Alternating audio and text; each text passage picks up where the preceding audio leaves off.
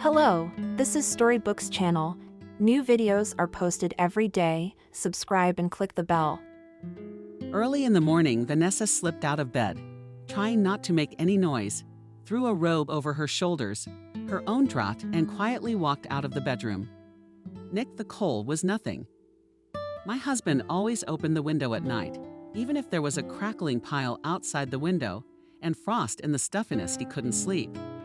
And when Vanessa complained that she was freezing, he only laughed and advised her to cover herself with a second blanket.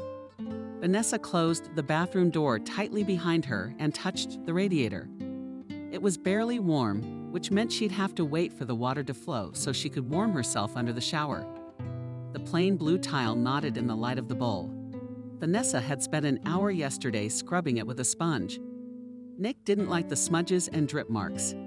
Opening the hot water faucet, Vanessa was convinced that her suspicions were correct and needed to wait until the water swirled downward, swirling into a funnel to travel on. The woman washed her face.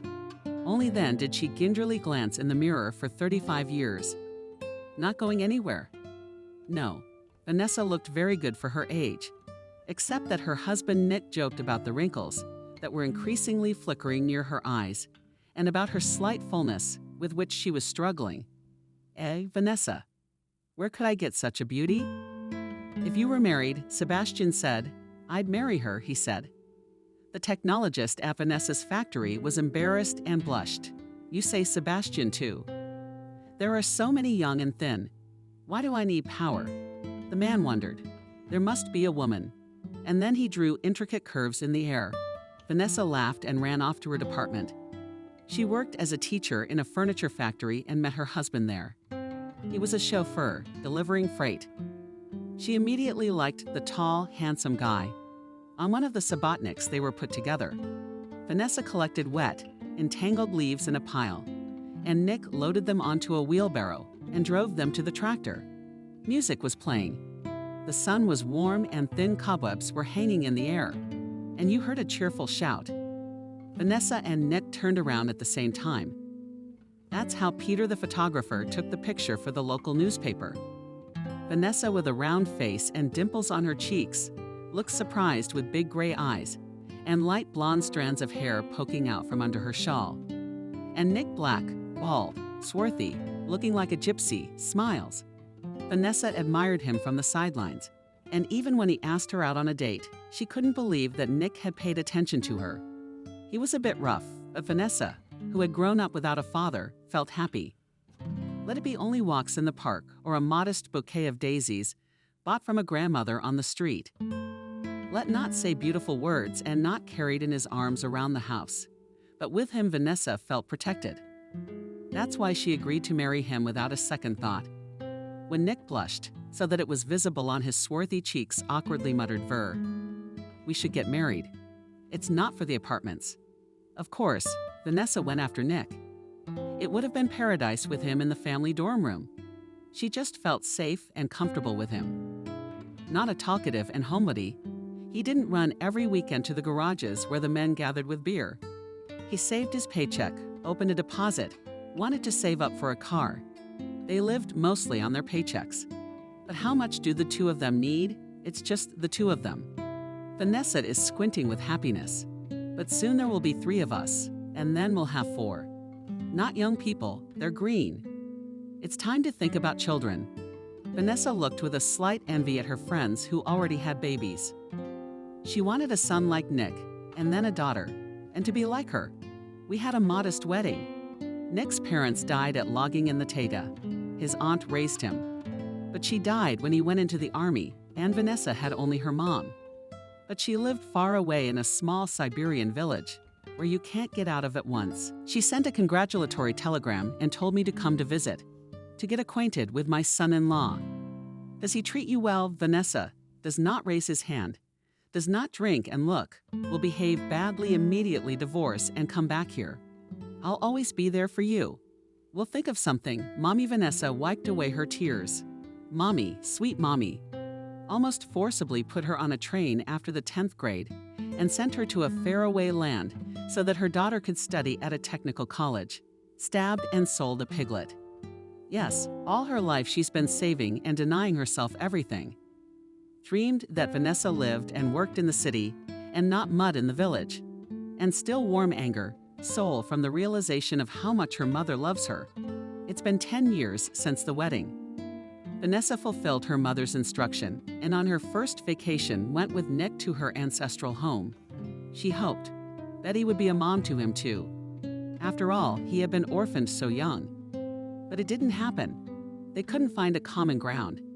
Nick couldn't accept the country life. I'm here on vacation, not to work. He grumbled, collapsing in the garden on an old bed, covered with a blanket. And here you are with your fences and roofs. He did something poorly, but only because he heard the gossip of his neighbors. They laughed at him, and the men looked at him with curiosity. He's strange. He doesn't drink with them and keeps to himself. And he doesn't help around the house.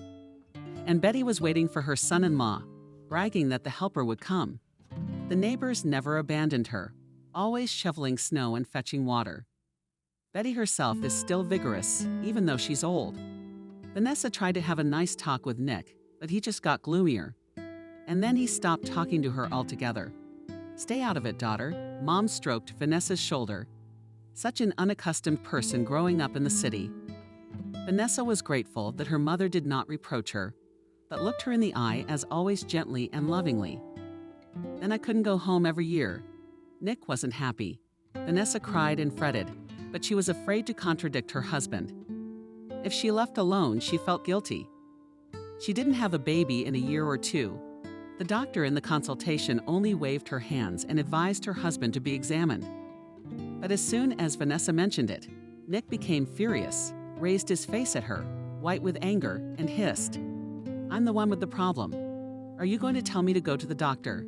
No, Vanessa struggled from the mountains and flipped quietly.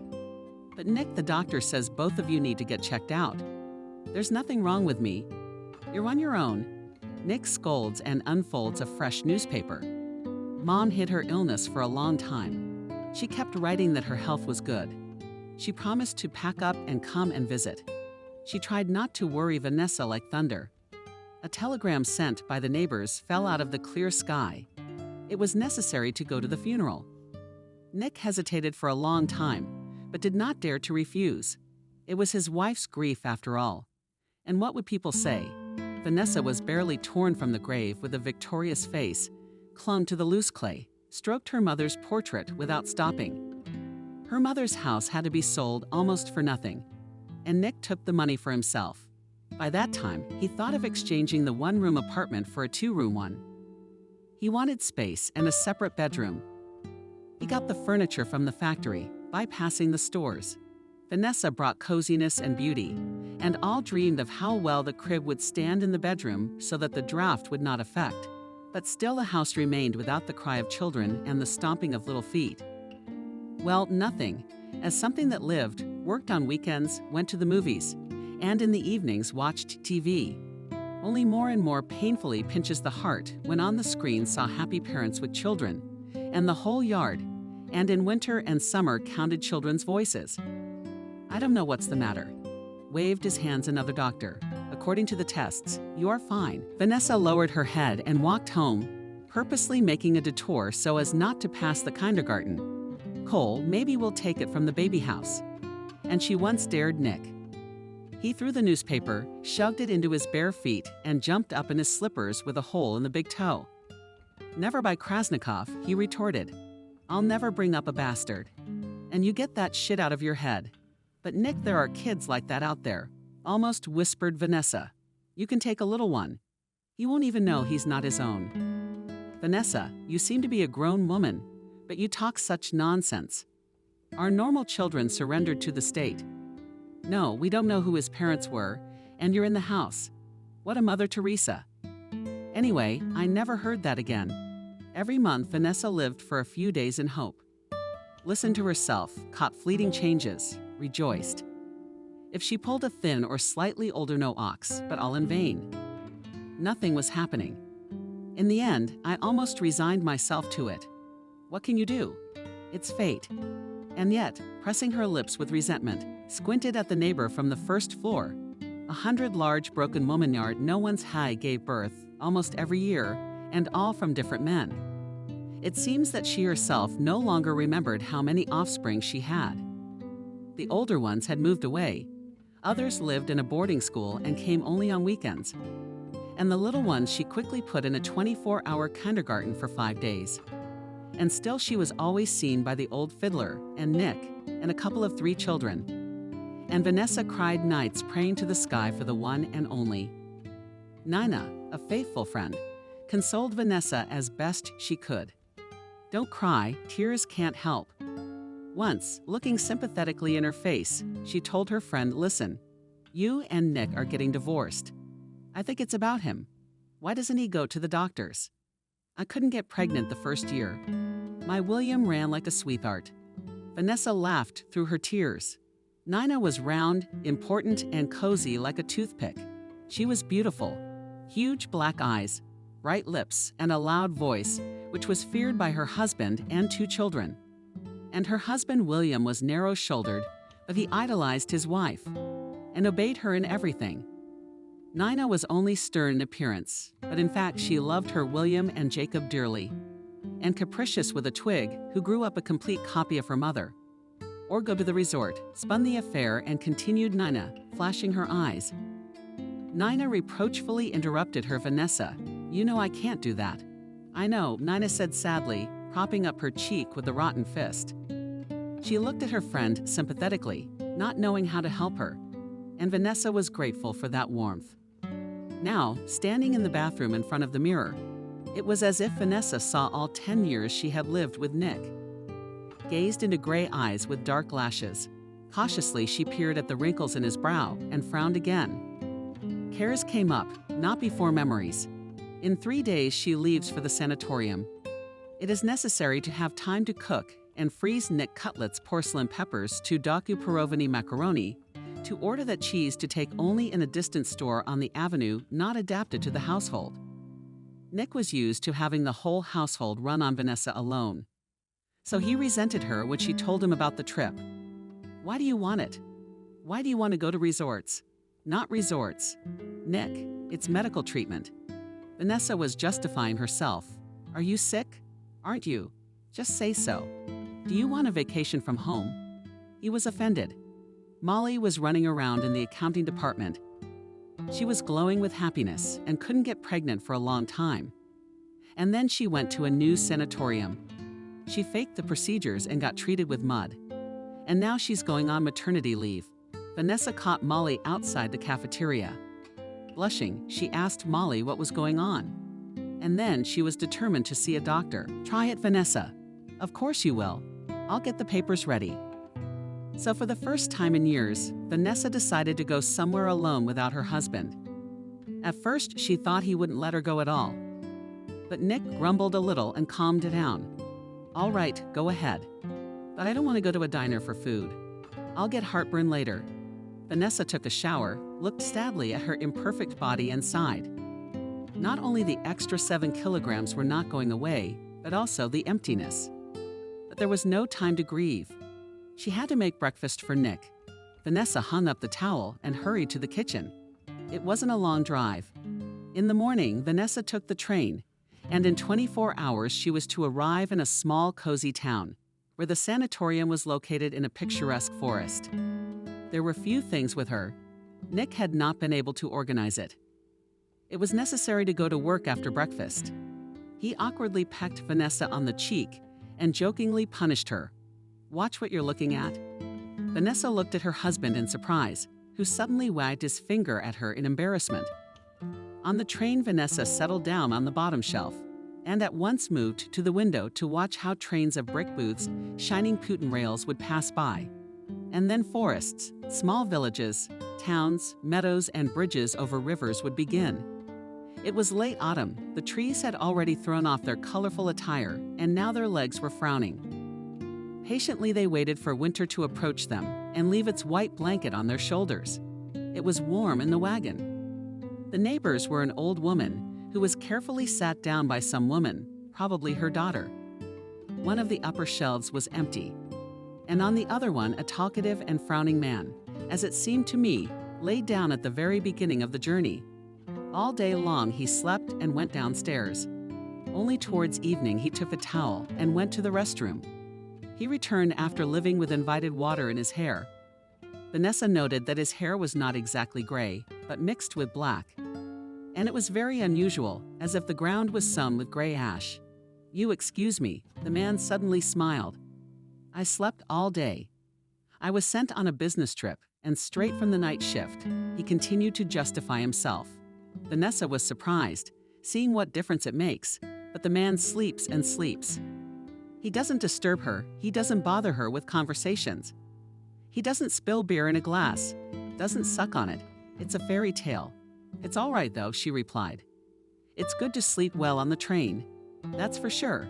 The man was smiling again, and Vanessa noted how he had transformed, as if 10 years dropped from the corner of the ray and wrinkles, and gray eyes almost like hers warmed up. "My name is John. What's yours?" Vanessa answered Vanessa and turned away to the window. By that time it had already gotten dark and only occasional white lights floated behind the glass. The blurred figures of the passengers were reflected. "Oh, so I'm your father's namesake."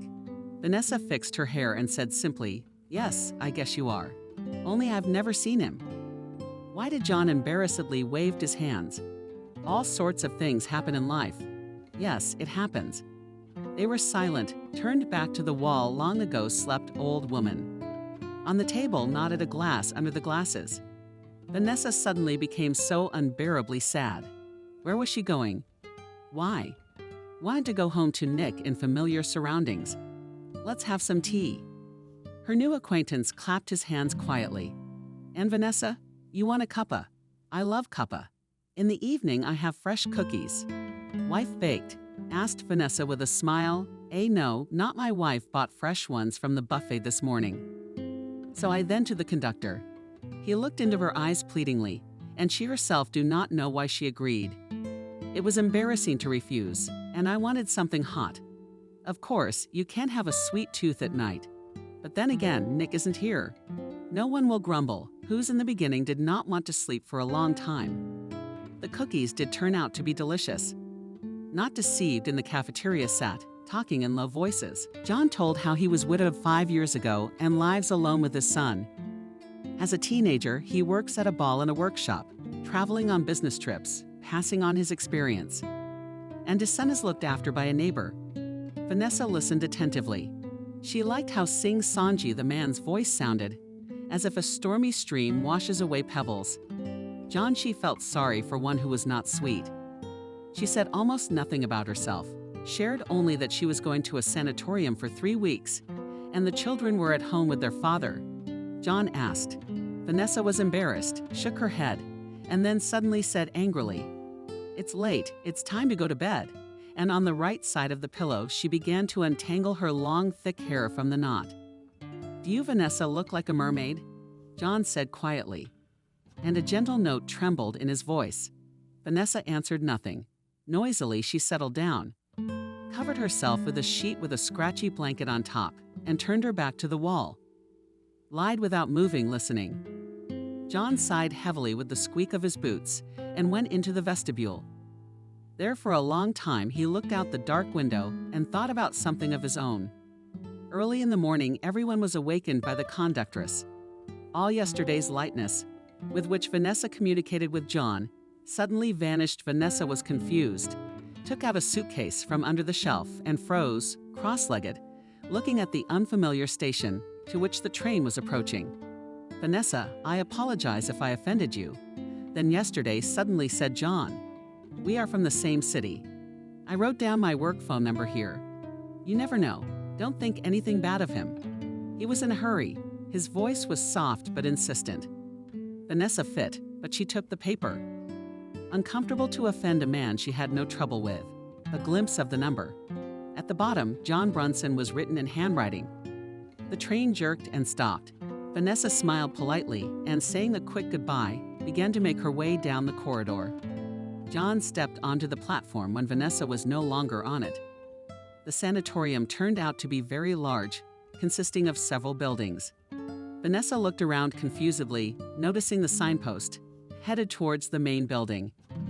They took her in quickly. They checked the voucher and documents. Vanessa filled in the questionnaire and, having received a sheet with the schedule of the day and procedures, went to the room. After lunch, she had to visit the doctor to draw up a treatment plan. They put her on the third floor. Vanessa walked down the soft red carpet, peering into the rooms at the identical light brown doors. Here twirled one in her hand. The key knocked just in case. Footsteps sounded inside, and the door swung open. In the doorway froze a tall, curly-haired blonde woman. She looked to be in her early 30s, wearing a short, pink, and cool robe, with slender, long legs peeking out from underneath. The woman knew she was good and was happy to show it off. "Hello." Vanessa smiled welcomingly. "And I'm your neighbor, Vanessa." The blonde measured her with her gaze and then smiled broadly. Vanessa noted what large white teeth she had, like a horse's. She thought and was immediately embarrassed. Why would she say that about a stranger? "Hello," the woman said. "Hello," she said. "And I was wondering who would move in with me. I was afraid not to be some country aunt, or the whole room would be lost with cows." She laughed. Vanessa cautiously went inside. The room had 2 wooden beds, 2 nightstands, a small table by the wall, some chairs. The windows were tightly closed, and the room was warm, even stuffy. Vanessa was glad. So her roommate wasn't a walrus like Nick. "My name is Lucy. Here's your bed. Where did you come from? What kind of treatments have you been smoking?" The neighbor was nonstop. Vanessa didn't have time to answer questions. Lucy, she seemed to like her looseness, and seemed too talkative and intrusive. They were surprised to learn that they were both from the same town. Lucy worked at the local history museum as an administrator, but dreamed of a higher position. "Oh, in 10 minutes it's lunchtime," Lucy sang, glancing at the tiny watch on her arm. "Come on, I'll show you around." "The food here isn't very good," screamed her pretty face. Blue and round, doll-like eyes. The black mole above her upper lip twitched nervously. "Useful Aline, I've adapted to going to the park nearby in the evenings. You can walk there and have a shish kebab or a big cheburek." Vanessa looked at Lucy's figure with slight envy. Slim, trim, not a gram of extra. "And it is possible, and a cheburek. And you on what profile to treat?" "On the female part," unceremoniously asked Lucy, when they, having opened umbrellas, went along the wet paths to the dining room. Vanessa blushed and nodded silently. "Come on, not everyone is cured. You'll be as good as new." "Really?" Vanessa asked naively and childishly. If only it could come true, if only it could come true, she thought, looking up at the low, frowning sky. Lucy liked the open sky, and she's not one to mince words. Ever modest and quiet, Vanessa was glad her neighbor was so forward. Maybe they would become friends and continue to communicate when they returned from the sanatorium. "I wonder if Lucy would like Nina." "How long have you been here?" Vanessa asked. "A new friend for 10 days now. It's important," Lucy nodded. "To be honest, I'm sick of both the mud and the charcut shower. And they don't let me sleep in the morning for gymnastics. I'm thinking of going home early. I'll stay another week," and she waved her hand as if she was dancing. "I missed my husband." Vanessa smiled understandingly. "I just left and I miss him already?" She confessed. "You can say the same about your husband." "I haven't found someone to drag me to the registry office yet," she said proudly. Although as Lucy threw her arms around him as if she wanted to hug someone. Vanessa smiled. It was the first time she'd seen a woman who didn't want to get married. She felt so grown-up and solid next to her. Had she had children at all, she might have looked at her condescendingly. "I do have a friend, though." Lucy smiled slyly. "I have a heart for him." "And him." "Careful," Vanessa asked. Lucy raised a painted, perfectly straight eyebrow, and he is not indifferent either. "Ehe, she loves it," she says, "really. We don't get to see each other often, but when we do, it's a blast. He and I are even in the car." She giggled embarrassedly. A delicate blush appeared on her cheeks. Sasha's blonde curls bounced merrily in time with her steps. The rain was getting heavier and heavier, drumming on umbrellas, on roofs, and knocking glass off thin branches. The last leaves were adorned with scarlet bunches of mountain ash. Large drops of days flowed smoothly one after another. Vanessa diligently followed all the doctor's recommendations. She had made a wish she would come and everything should definitely work out. That's why she got up early in the morning and went to the big gym for gymnastics. Lucy was asleep at that time, covered in blankets. Then Vanessa would shower and together with Clara, they would go to breakfast. Lucy angrily swished gray oatmeal around on her plate and threatened to pack her suitcase right now and leave. "I in the morning toast under the roast I like and coffee they this junk. It's dreary," she said. Vanessa obediently ate whatever was served, not complaining. After breakfast, Vanessa walked in matted circles around the buildings and said hello to the other patients. Lucy lay in her room on her bed and leafed through Maud's magazine. The doctor's recommendations were quickly boring her. "I came here for a vacation, not for treatment." She sighed, flapping her thickly painted lashes. Vanessa was amazed. Lucy put on her makeup early in the morning and walked around like that all day. And in the evening she put on glittery shadows because she had to make a promenade down the boulevard. Her slim figure in a gray coat looked like a mannequin, and especially attracted attention pink shoes on a neat heel-like. "Through acquaintances got polished carelessly," said Lucy, noticing the admiring looks of Vanessa. "And the money helped my favorite. Do you know what he is like?" Lucy rolled his eyes and pressed his hands to his heart. Vanessa chuckled good-naturedly. It was good when people had feelings. Several times Lucy asked Vanessa to come along, but she always refused. "Come on, I've been married for 100 years. You'd be bored with me." She stayed in her room. She read a book she borrowed from the library when she arrived. Lucy came back early one day, nodding with brightly painted eyes, and locked the door. Vanessa sat up, picking her feet up on the bed. Lucy, smiling mysteriously, winked and pointed with her eyes at the table, then took a bottle of whiskey out of the polyethylene of the new bag and set it on the field flat with a light clatter. Vanessa raised her eyebrows in surprise. "Sit down, friend, let's have a drink. Let's talk about ours, about women's things. Look how beautiful it is." Lucy stepped to the bed, turned the bag over, and 3 orange balls rolled out on the bedspread. "Oranges," Vanessa exclaimed. She splashed her hands in amazement. Lucy reached into her purse and pulled out a bar of bitter chocolate. She shook it in the air like a prize of deliciousness at the "come on, throw your book." Vanessa shook her head. "What, Pilar? I don't like that." "Yeah, and I'm not allowed to have the same procedures." Lucy laughed, and without saying another word, paying off the bottle, splashed some into the glasses. She took an orange and started peeling it. The air smelled festively of New Year's Eve. Drowsy broke a chocolate bar into pieces. "Please," Lucy made an inviting gesture, and Vanessa realized she wouldn't take no for an answer. "Well, a little can do," she agreed, afraid of offending her friend. The Serbian liquid adored her tongue. Vanessa wrinkled her nose and reached for the orange slices. The juicy, flavorful pulp pleasantly filled her mouth. Her cheeks lit up and felt hot. Lucy was already developing a new portion. No matter how much Vanessa resisted, she had to drink it, and her head was already a little dizzy. "Do you like it?" Unexpectedly, Lucy asked and looked at Vanessa point blank. Who was Vanessa afraid of? Well, her husband. Lucy laughed. Vanessa thought about it. For some reason, all sorts of silly things came into her head. She remembered the annoying quarrels and Nick's rudeness. His accusations that it was her fault they didn't have children.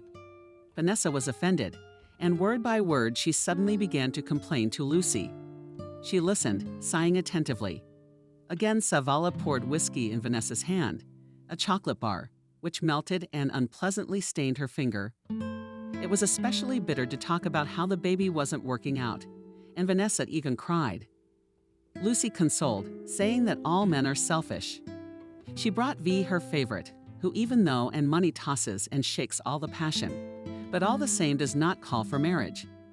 So if you don't want to get married, Vanessa remembered.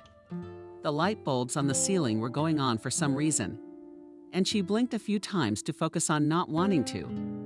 Should Kadria shove Lucy? No, I do. Suddenly she howled, and he crept through the curtains into the room. Timidly piqued, Luna looked coldly at the two women, who had long since slept, and on the table was a bottle of not-to-pit whiskey. Yes, slipped orange crusts as bitter as a woman's tears. The next morning, Vanessa woke up with a headache and couldn't even go to gymnastics. She remembered how Lucy had complained and wrinkled her nose at the whiskey bottle and couldn't even look at it. She was cursing herself. She'd never had a drink before. Good thing Nick wouldn't know what she'd been doing. Suddenly, she felt terribly ashamed. And Lucy acted as if nothing had happened, laughing, teasing Vanessa's green face, and urging her to go for a walk to feel better.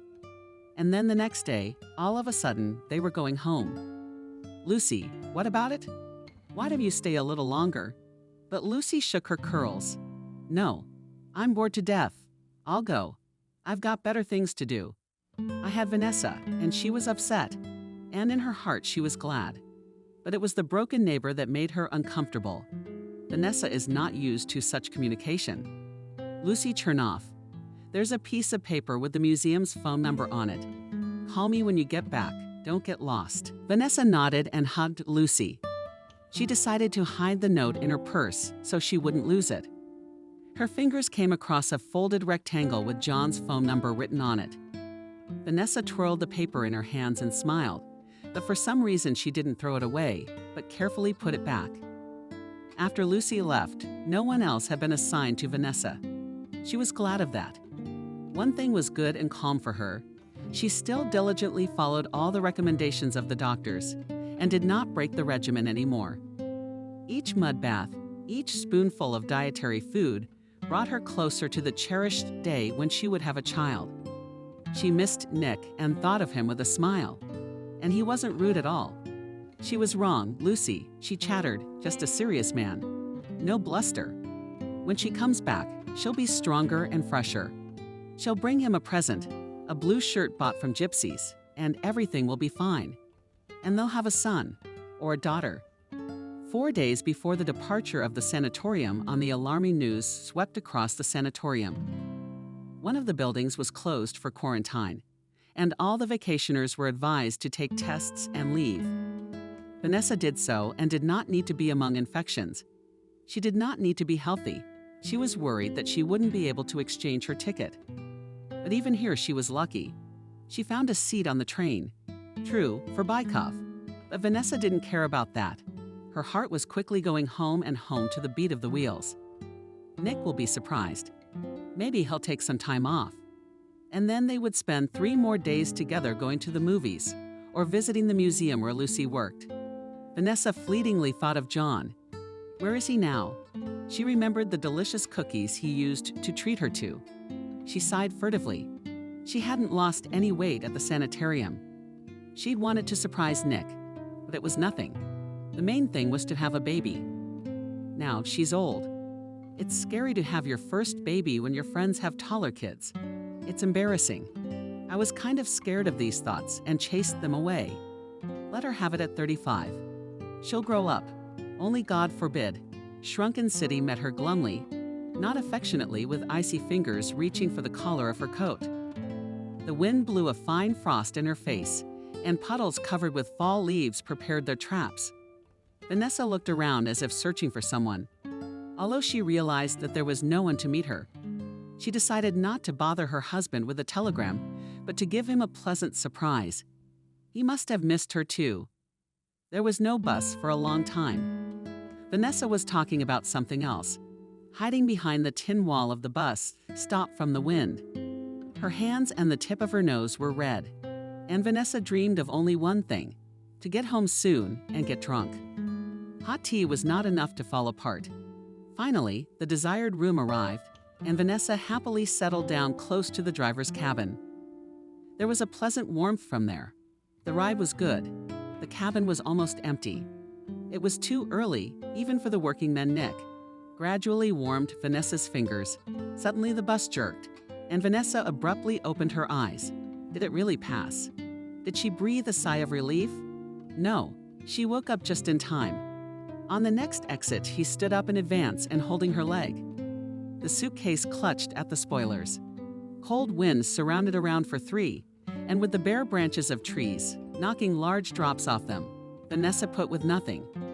Now we'll run to the corner, and there into the yard and already home. Here is the entrance with a wet wooden bench, on which there are no leaves left and only bunches of bright red berries shivering. Vanessa breathed in the warm smell of the basement. Air habitually looked in the mailbox and grabbed the newspaper that had been forgotten there. Nick must still be asleep. Vanessa smiled and hurried upstairs. If there's any kefir at home, pancakes will pass us now. She anticipated, hurriedly walking up the stairs.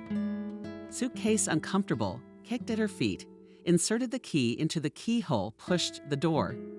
The hallway was half dark. The apartment was sleepily quiet. Vanessa carefully set the suitcase on the floor, unbuttoned his coat, and pulled the handkerchief off his head.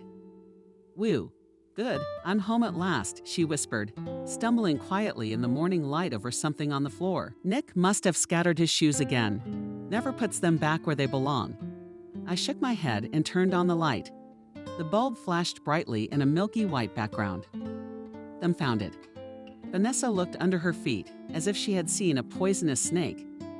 She shifted her confused gaze to the coat rack and stared at the gray coat, hung right over Nick's jacket.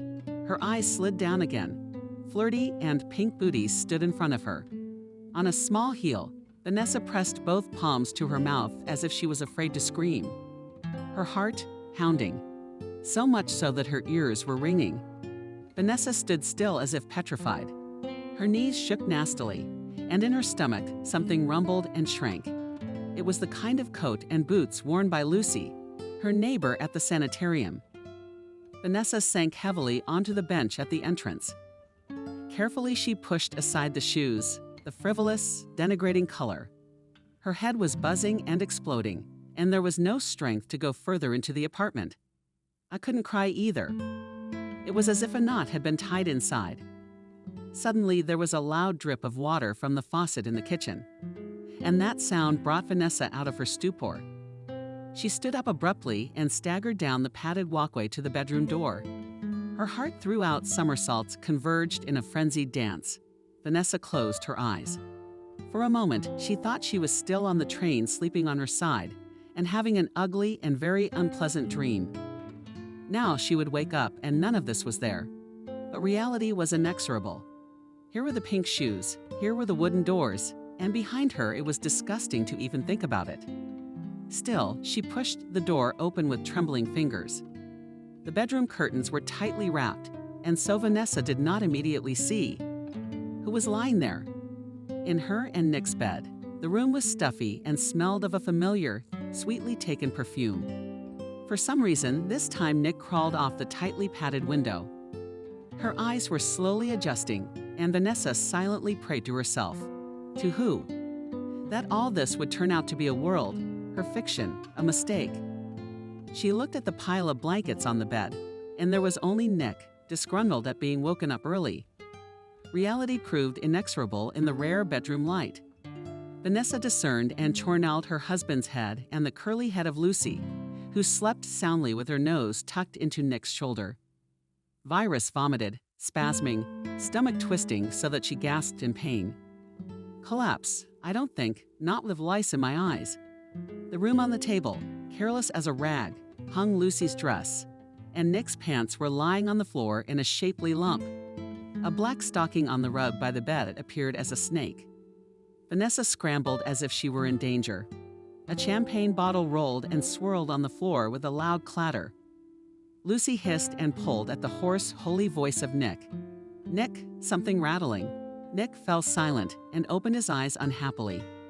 Noticing Vanessa, he pulled himself onto her as if he had seen a ghost.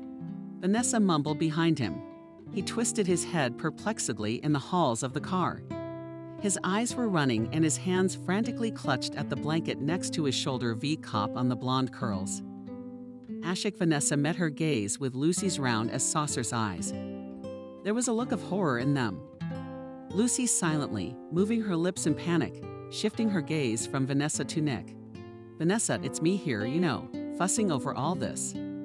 Lucy remained silent, clutching the blanket to her chest. Vanessa didn't utter a sound either, only leaned helplessly against her pigtail, pouring out from behind a nasty squealing dog barking at the neighbor behind the wall. Vanessa turned away and sprinted out of the bedroom. Swallowing her tears, she ran through the wet streets, turning down walks without making out the road. Stumbled over stones thrown in the way, hoped like a blind kitten into unfamiliar yards, finally stopped and slowly looked around. Everything was as usual, hurrying to work. People were running patriarchs to the Iranians, to school. Kids walking their dogs, old ladies. The world had not collapsed. Everyone had their own pressing matters and problems. And only Vanessa didn't understand how she should go on living. Everything inside hurt as if her soul was crucified, stabbed with a knife and crushed into small shreds. So much so that she couldn't breathe in, couldn't breathe out. Vanessa gulped air in small gulps at the tops of her lungs. And so before her eyes all paid out with wrong steps. She was proving on a bench on the boulevard sat right on the wetboard. Squirmed, shrank, as if she wanted to become invisible, defeated lips. She whispered. She remembered something about Nick's shout in her back. But what occupied her most was the picture of the bright pink shoes she had admired so much at the sanitarium. How was that possible? Vanessa clenched her fists so that her nails sang into her skin. Her mind cleared a little. A curious sparrow was hopping right under her feet, squinting with a lively eye, begging for crumbs. Vanessa idly followed it with her eyes. She felt neither cold nor rain. A fine shiver shook her whole body, but Vanessa didn't move. She did not understand what she should do now, where to go, and how to live. Daughter heard suddenly she was next to her. Daughter so very nice, all cold. How can you sit in a puddle? Opposite stood a little old woman dressed all in black, as if in mourning. What happened to you? She leaned toward Vanessa's face. Vanessa winced at her, looked, blinked once another, and suddenly burst into tears. The old woman recoiled fearfully, waving her arms as if that might help. Vanessa jumped up and, clasping her hands over her mouth, ran to the one place where she could now find sympathy and silent help. She ran to Nina's house.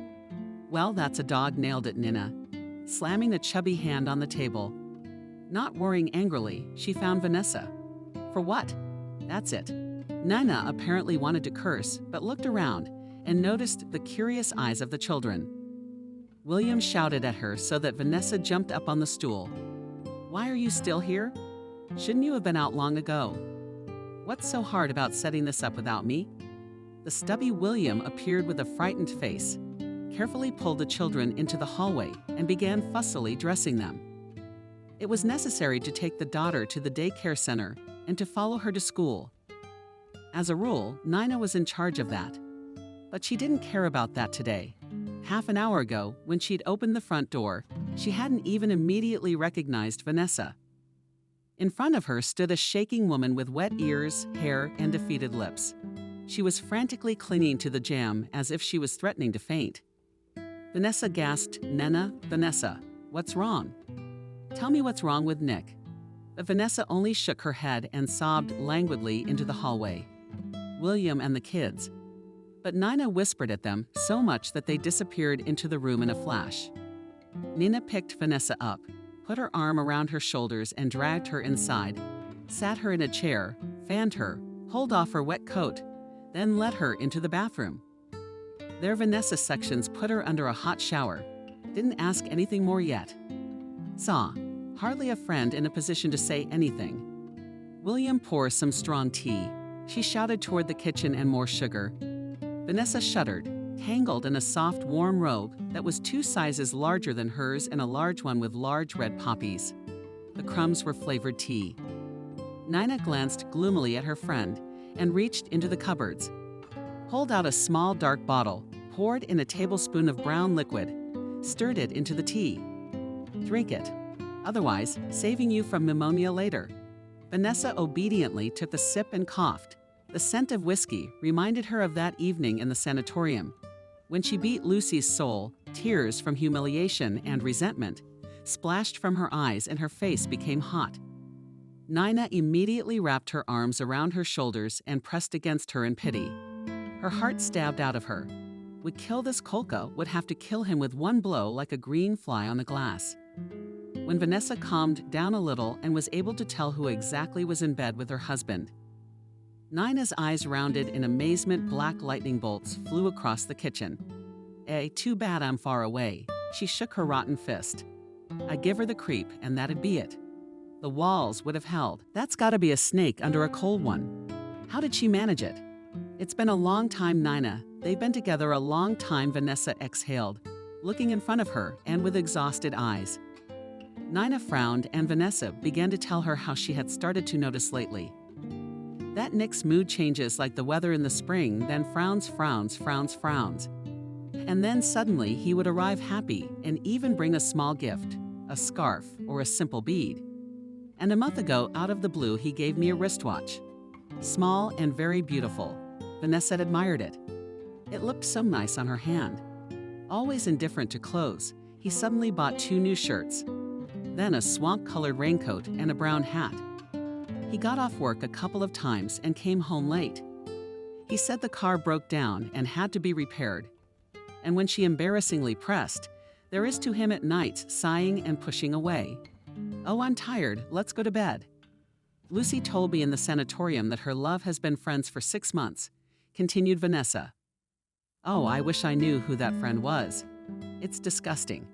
I can't stand it. Vanessa covered her face with her hands and sobbed. Nina drummed her fingers grimly on the table. Lucy Rat, you're meddling in someone else's family. And how on earth do they go on with Lucy? Anyway, that's how Vanessa will stay. Today I realized I have to go to work, and then I'm going home tonight. And you, Nina, take Vanessa's hand and pull her behind you. You're going to lie down now. She pointed to the couch, and you're going to try to sleep. I won't fall asleep, Nina, Vanessa said pathetically. Then lie down, Roman, and read the paper. And don't leave the house, or I know you'll go back to your Nick, she grumbled unhappily. Vanessa sat on the couch like a big and fluttering. The doll was full of cotton candy, and her knees glistened in the light of the bulb. Nina's apartment was on the first floor. That was why it was dusk even in the summer. Vanessa wondered how Nina did not wither. She herself was very happy to have her and Nick's rooms full of light. Remembering her husband, Vanessa sings. It felt like a knife had been twisted and stuck in her back. I'll rush in early, Nina assured her. We'll think about what to do. What's there to think about? Nina waved helplessly and walked out. Vanessa looked at her fearfully to see what she meant. Divorce. But what about it? For so many years, Vanessa shuddered and wrinkled her nose. Even though she'd been in the shower for a long time, but it still felt like a barrel of mud had been poured on her. There was no way she could wash herself off. Her memory obligingly brought up again and again the picture of Nick and Lucy lying side by side in her bed. Vanessa stiffened and ducked back into her pillow, turning her head away. She stared at one point for a long time, remembering how she and Nick had gotten married, how they had lived all these years, wondering where and when she had made the mistake of pushing her husband into the wrong hands. She remembered Lucy's smooth and lustrous body, her slim waist, her long, slender legs, her way of throwing her head back, showing off her delicate neck, her thickly painted, long eyelashes. She understood why Nick had chased after youth and beauty. And suddenly Vanessa pounded herself with her battered fists at her own fault. How many times Nick told you to lose weight? That he didn't like her vulgarity, and she what? She got it. What are you complaining about now? Vanessa pulled a fat finger on herself, tangled herself up tighter. She was cold. Unnoticeably, she pulled herself up and fell asleep. And she had a terrible and strange dream, as if she was walking barefoot on a snow-covered field, falling into snowdrifts, getting out and looking ahead, and there was only white boundless desert to the horizon. Suddenly, there is a cracking sound under her feet. Vanessa looks down and sees spider webs and cracks scattering from under her feet. She is no longer in a field, but on a river. One of the cracks is getting wider and wider. There is already a large billow in front of Vera. I blackwater another second, and she falls into the depths. Gasping, she tries to get out, but is pulled under the ice. Vanessa pokes her face, and the transparent surface sees the faded sun, seeking air. But the thick crust is hard beyond breaking. And then Vanessa begins to scream, screaming with terror and pain, with despair and hopelessness. And the sun keeps shining and shining. She woke up from her own scream, not realizing the collapse with her eyes the room where she remembered that Nina had. Remembered, and how here was the heart, pressed again, harsh, like a clean paw of Van's Zello shark claws. She began to squeeze the blood out drop by drop. Vanessa lay there, not moving, patient, getting used to it. At 5 o'clock, Nina came worriedly, looked at her friend, noticed the blue shadows under her eyes and the faded, unhappy eyes. What to do with her? Quickly heated soup almost forced Vanessa to eat a few spoonfuls. The borscht was fiery with white islands of sour cream, herbs, and garlic. Vanessa had always liked the way Nina cooked, but today the food was tasteless, and the salty lump in her throat made it hard to swallow her cheek under her hand. Nina sat next to her in pity for her friend. Her soul was torn, what to help, what to do. She herself would have a short conversation with the candle, first with a frying pan in the forehead, and then to the stairwell, and followed by a suitcase with underpants and socks. But Vanessa can't do that. Nick is a light in the window for her. The doorbell rang delicately. Nina raised her eyebrows in surprise and walked out of the kitchen, opening the lock. Blushing with anger, she rested her arms at her sides. Standing in front of her was Nick. "Vanessa, you have a scowl," he asked, and immediately averted his eyes to Tibet. "What's with the challenge?" Nina asked and moved menacingly. Nick looked at her powerful figure with respect, wrinkled his nose. He had never liked this Nina. Big as a grenadier, noisy. You give her a word and she gives you 10. Where do they come from? How does that skinny William live with her? She could crush him in his bed. I was afraid that Vanessa was kinder that way too. So I reminded her gently to watch herself. "I need to talk to her," Nick said, and stepped forward. Nina folded her arms across her chest and didn't move.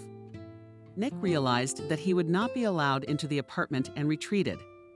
So he stood independently, with his chin up, that he should be embarrassed. And anyway, it's their family business. They'll deal with it without outsiders. "Get out of here." He hissed at Nina and pushed at Nick, slamming the door in his face. She listened quietly, and then a bird flew into the hallway from the kitchen.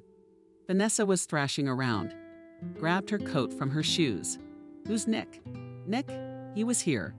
Nina looked at Vanessa darkly, didn't stop or say anything. Vanessa ran to the bathroom, changed quickly, rushed to the door. "Let Nina in, let her in." She pleaded, not judging. "Please, I can't."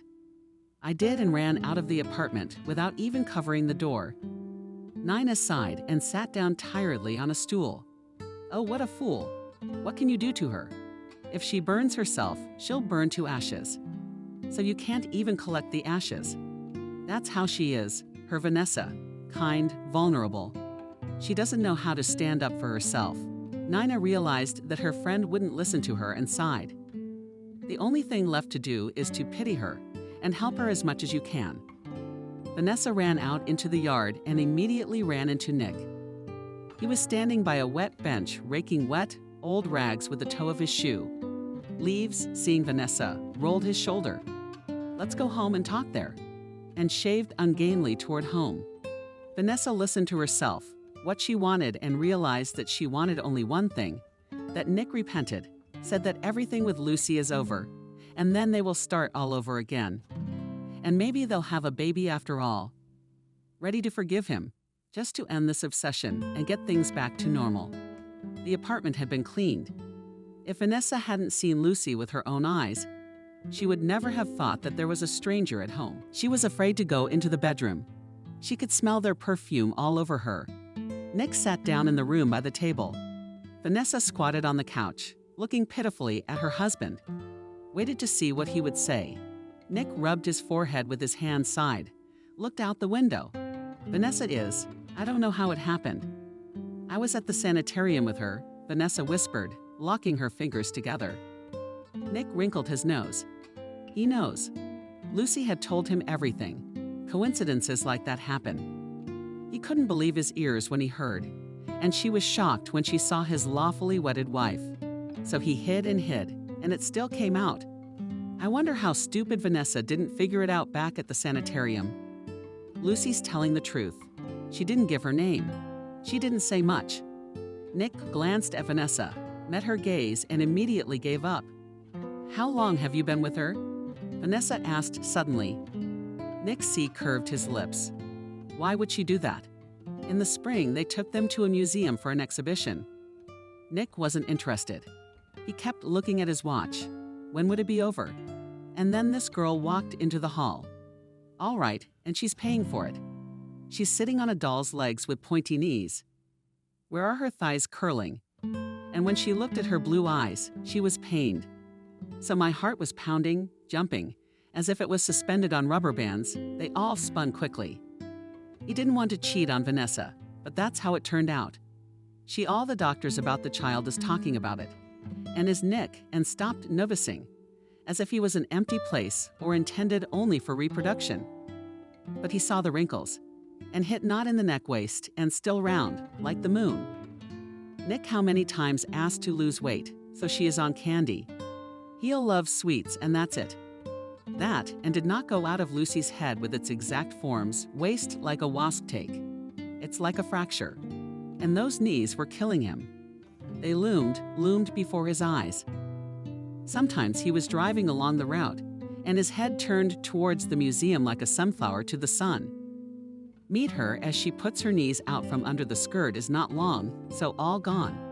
Yes, and Hot Baba Lucy is not that Vanessa, like Rubino won Lucy annoyed.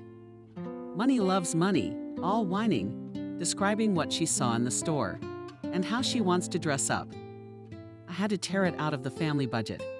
I was gonna get a new receiver for the car, but where's Lucy going? One thing or another, and my conscience started to bother me. I had to buy gifts for Vanessa so that Vanessa wouldn't suspect anything and buy her little things. And sometimes I thought of breaking up with Lucy. Why the passion? But as soon as he sees her so hands are burning fire, how he wants to hug, kiss, hop, hot, and lips.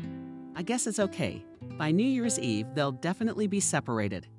And then this happened. Maybe it's for the best. Lucy asked me before she left, "What are we going to do now, Nick?" He didn't answer her. He turned away. Do what? He was happy at home. Wife cozy, and on the side passions boiling with faith. Habitual stability. And with Lucy hot embraces, kisses, and the feeling that young and capable of much more. He needs both. That's why he didn't answer Lucy's questions. Whether he would get a divorce, then began to stall for time. Talked her into waiting. I thought he'd get bored, but it doesn't get boring. Sometimes I thought after a meeting it was the last time. But 3 or 4 days passed, and again, I started to see sharp knees and under the left lips. Vanessa moved quietly. Nick looked back at her, but for a moment he felt sorry for her so many years around. Not nagging, not eating away like some wives. Yeah, and compared to Nina, it's not fat. Maybe it's true. It's all about the kid.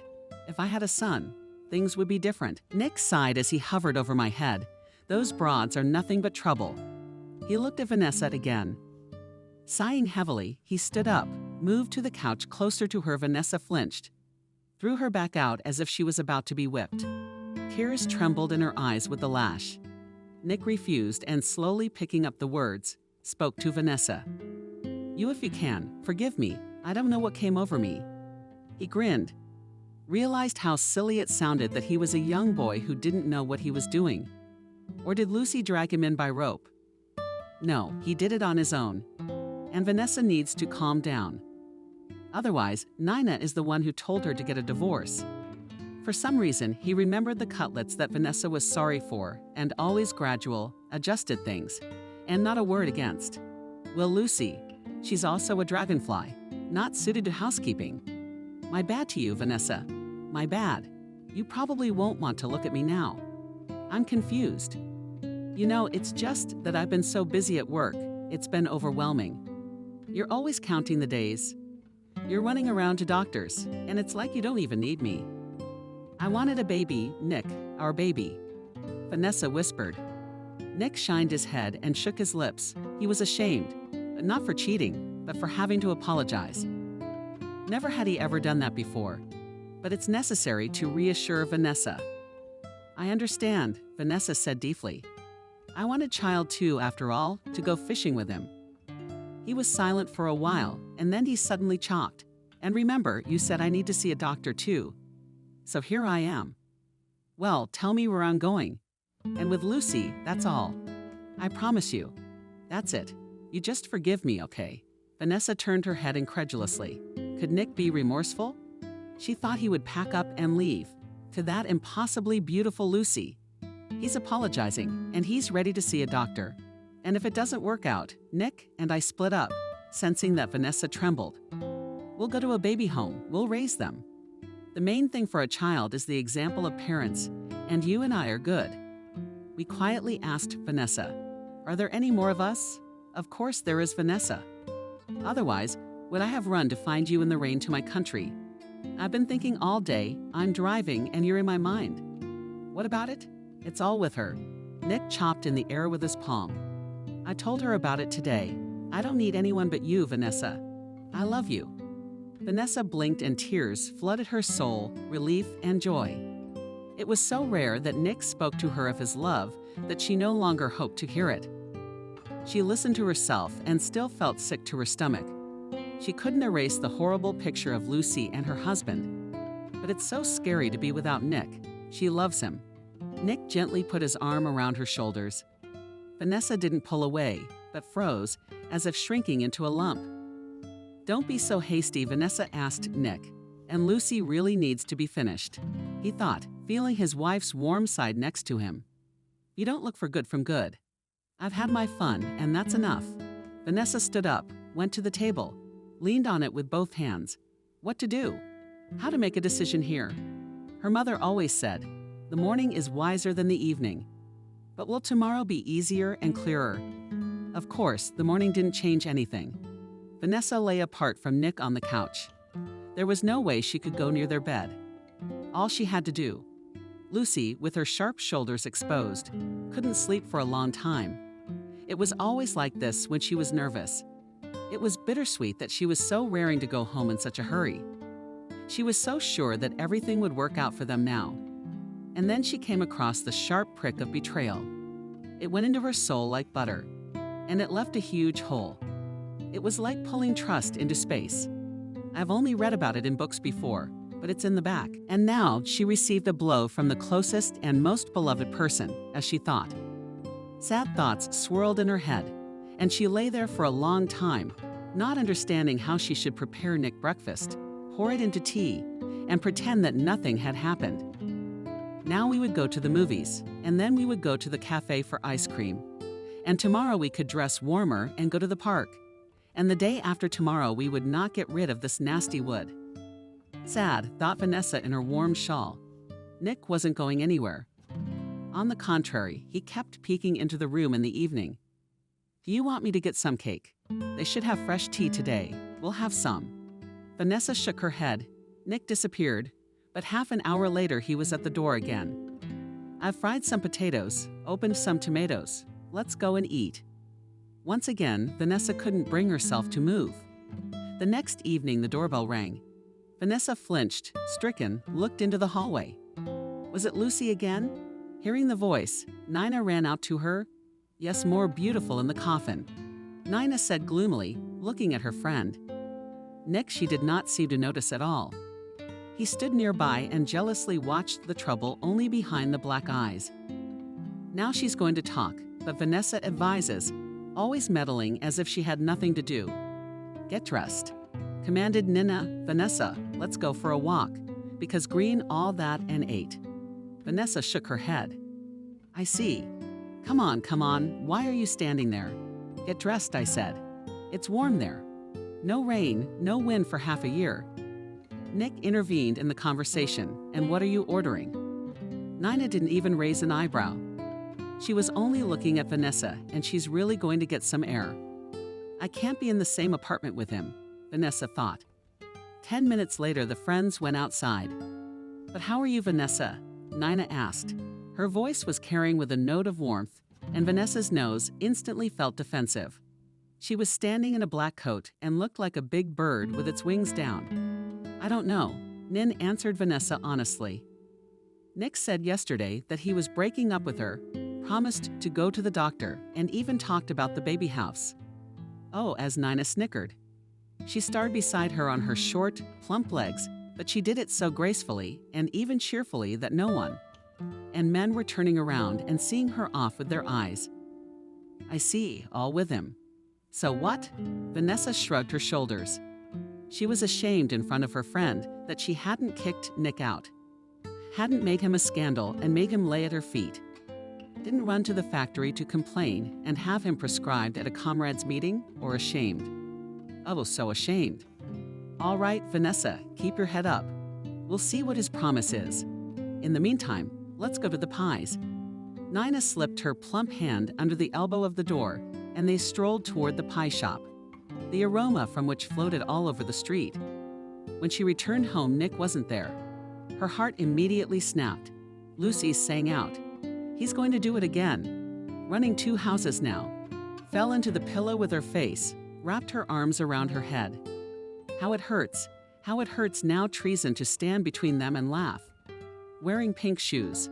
How to live with it. How do I get over it? The door banged. Vanessa listened. Nick Poe was fumbling in the hallway, peering into the room. In his hand, he held 3 sprigs of white chrysanthemums. Vanessa loved them. Be patient, Igor. There was the smell. It was associated with those rare moments when her husband showed her attention. That's why the scent was so precious. Nick looked guilty, and Vanessa noticed with pity how he'd been these days. He was still worried. Her soul stirred. She stood powerless, hands down, waiting to see what Nick would say. She could hear the ticking of a dog barking on the wall outside the window. Vanessa was afraid to meet her husband's gaze. Didn't want him to see her pain. Let him think she didn't care. Nick stomped a little at the entrance of the transparent cellophane, in which the chrysanthemums were wrapped, and fell asleep. Vanessa, finally, he said. You forgive me, Wind. Red spots appeared on his cheeks. His hands nodded and stared. He looked guilty. He held out the flowers to her, but Vanessa didn't take them. Nick sighed and lowered his hand. The chrysanthemums hung dejectedly upside down. Just like that, my happiness wrecked, thought Vanessa, and silently stepped back to the window. Nick sank down sadly on the sofa.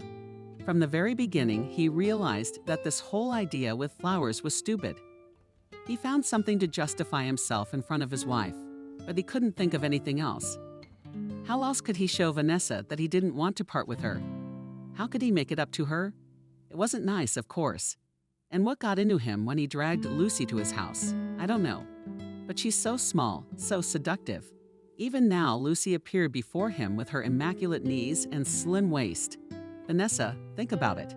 I made a mistake, so now to execute me is life. Vanessa raised her head. Life, but I don't have a life. And cried. Not nice. Curling her lips, smearing tears down her cheeks. Nick wrinkled his nose like he'd been hurt and stared at the clutch of his hand. No, not going to make the conversation today. The meaningless and long days of fall fell, and the first snow fell. Vanessa woke up, made breakfast, silently left for work, came back and had dinner and went to bed. She slept separately from Nick, never able to return to the marital bed. Nick tried several more times to talk to Vanessa as well. It even seemed as if she had forgiven him. But as soon as he tried to touch her or kiss her, frozen listlessly like an ice statue, she was frozen. He felt it and got even angrier. What kind of woman is that, but she herself pushes him away? So far he hadn't looked any further, and she did not seek meetings with him. When visitors came into the museum, Lucy was wary of Vanessa. She didn't want to have a scandal in public, and it wouldn't do any good if she went to the boss. I knew in my heart of hearts Vanessa wouldn't go anywhere. Too proud and humble, but it was still unsettling, and my heart yearned for Nick, a man's man. No trace of intellectualism, and yet I was drawn to him. Was I really in love? After a month, I got nervous. Nick never showed up once. Is he really more interested in this amoeba? I looked at myself in the mirror. How could I trade her in for a uniform? Vanessa's eyes don't even light up. All she talks about is babies. If she laughs, she speaks softly. Not a woman, but a stale, dry man. And there is also something wrong with her health. Lucy T is not small, but still unexpected. Was it the last night spent with Nick in his apartment? Scared, nervous. She doesn't need all this trouble. And she felt sorry for her figure. She's going to run to the doctor to make sure and take action before it's too late, but she thought about it. Nick has a nice 2-room apartment. Even if he trades it in, he could get a bigger place. Is a room enough for Vanessa? She can't afford a kitten or a baby. Or maybe she'll leave to avoid seeing her ex-husband's happiness. Here she is. Lucy in her place would definitely leave twirling in front of the mirror, looking at the flat belly. Lucy suddenly froze. What if Nick would not be happy? Suddenly he would send her away and would not believe that his child looked at herself with frightened round eyes and bit her lip capriciously from the axe. Was not. You can't drag it out. We must talk to Nick at once. Lucy was born under her. She went to the factory. Walking by the gatehouse, she tangled herself in a warm scarf and pondered. It turns out the baby will be born at the end of summer. She would have to marry Nick by then. The child could be given to a nursery at 7 months, and after a year sent to her mother in the village. She had nothing to do anyway. And the grandson or granddaughter will grow up in the fresh air and eat natural food. And he and Nick will live. They will go to the sea, ride on a boat, drink cocktails, go to museums, or just sunbathe. And then they will live together, and they don't need anyone else. Lucy was so dreamy that she almost missed Nick. He came out fashion-forward, and you can't tell he's almost 10 years older. The hat is to his face. Coat fits like a mannequin and not from the store. Good thing he didn't shave his belly like other men. There's an unusual warmth in my chest, but she's partial. She's partial to Nick. Nick called softly. Nick turned around. He changed his face and stealthily, looking around, walked towards her. He grabbed her elbow painfully and dragged her behind the newsstand. Why did you come here? He hissed. Not enough for Vanessa to see him now? Or any of her merchandise? It would be a big talking point. Then she would never forgive him. Sleeping apart as if they were divorced. I was angry.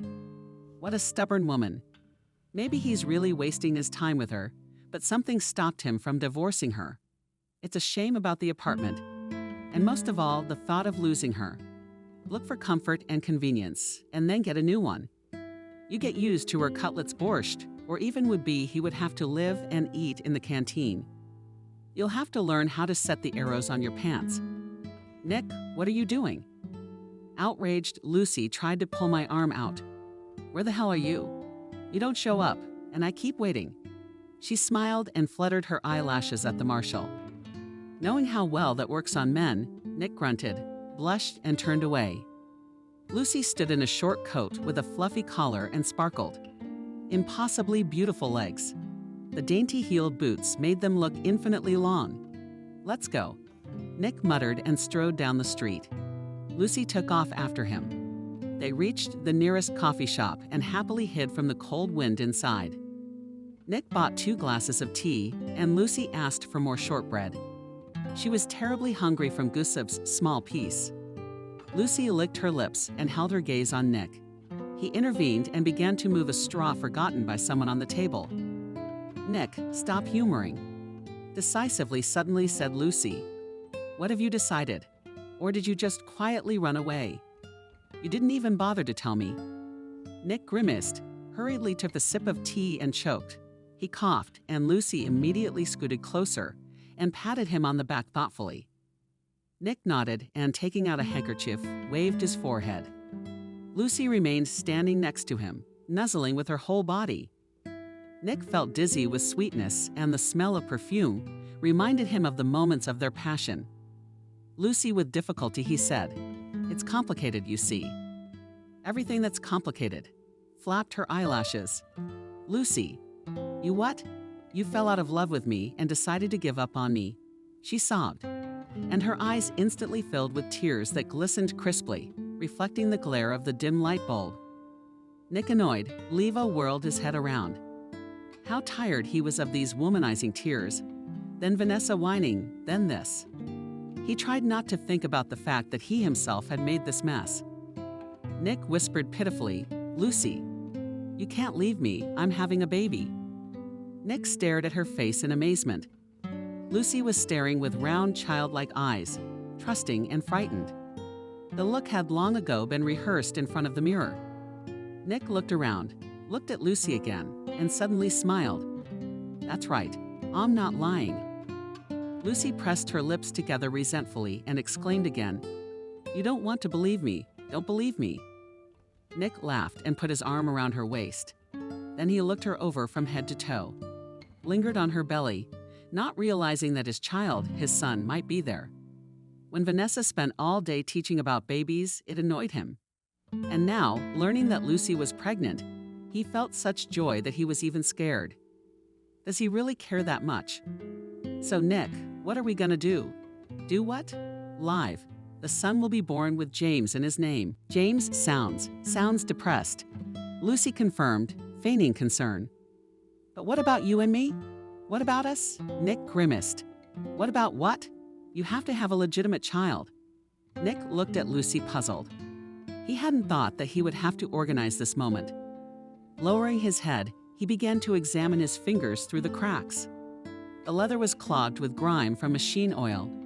Lucy regarded his silence in her own way, that to Vanessa yours would return. She'll never give birth to that hollow flower of yours. And here Nick is already your son. She patted her stomach. "But since you don't need him, then be quiet." Nick whispered, looking around. "Why are you yelling? What am I supposed to do?" Lucy snapped, carefully wiping his eyes with a handkerchief. "I can't get him out alone. You're the one who got embarrassed."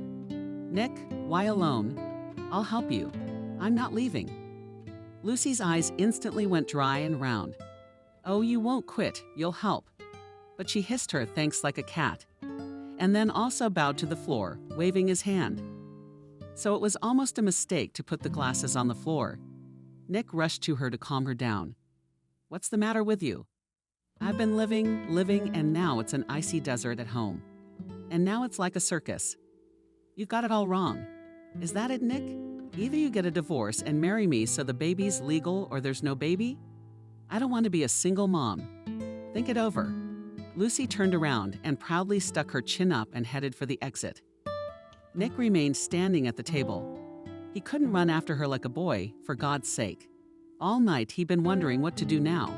He didn't like the fact that Lucy was blackmailing him. And on the other hand, the child might not be mine after all.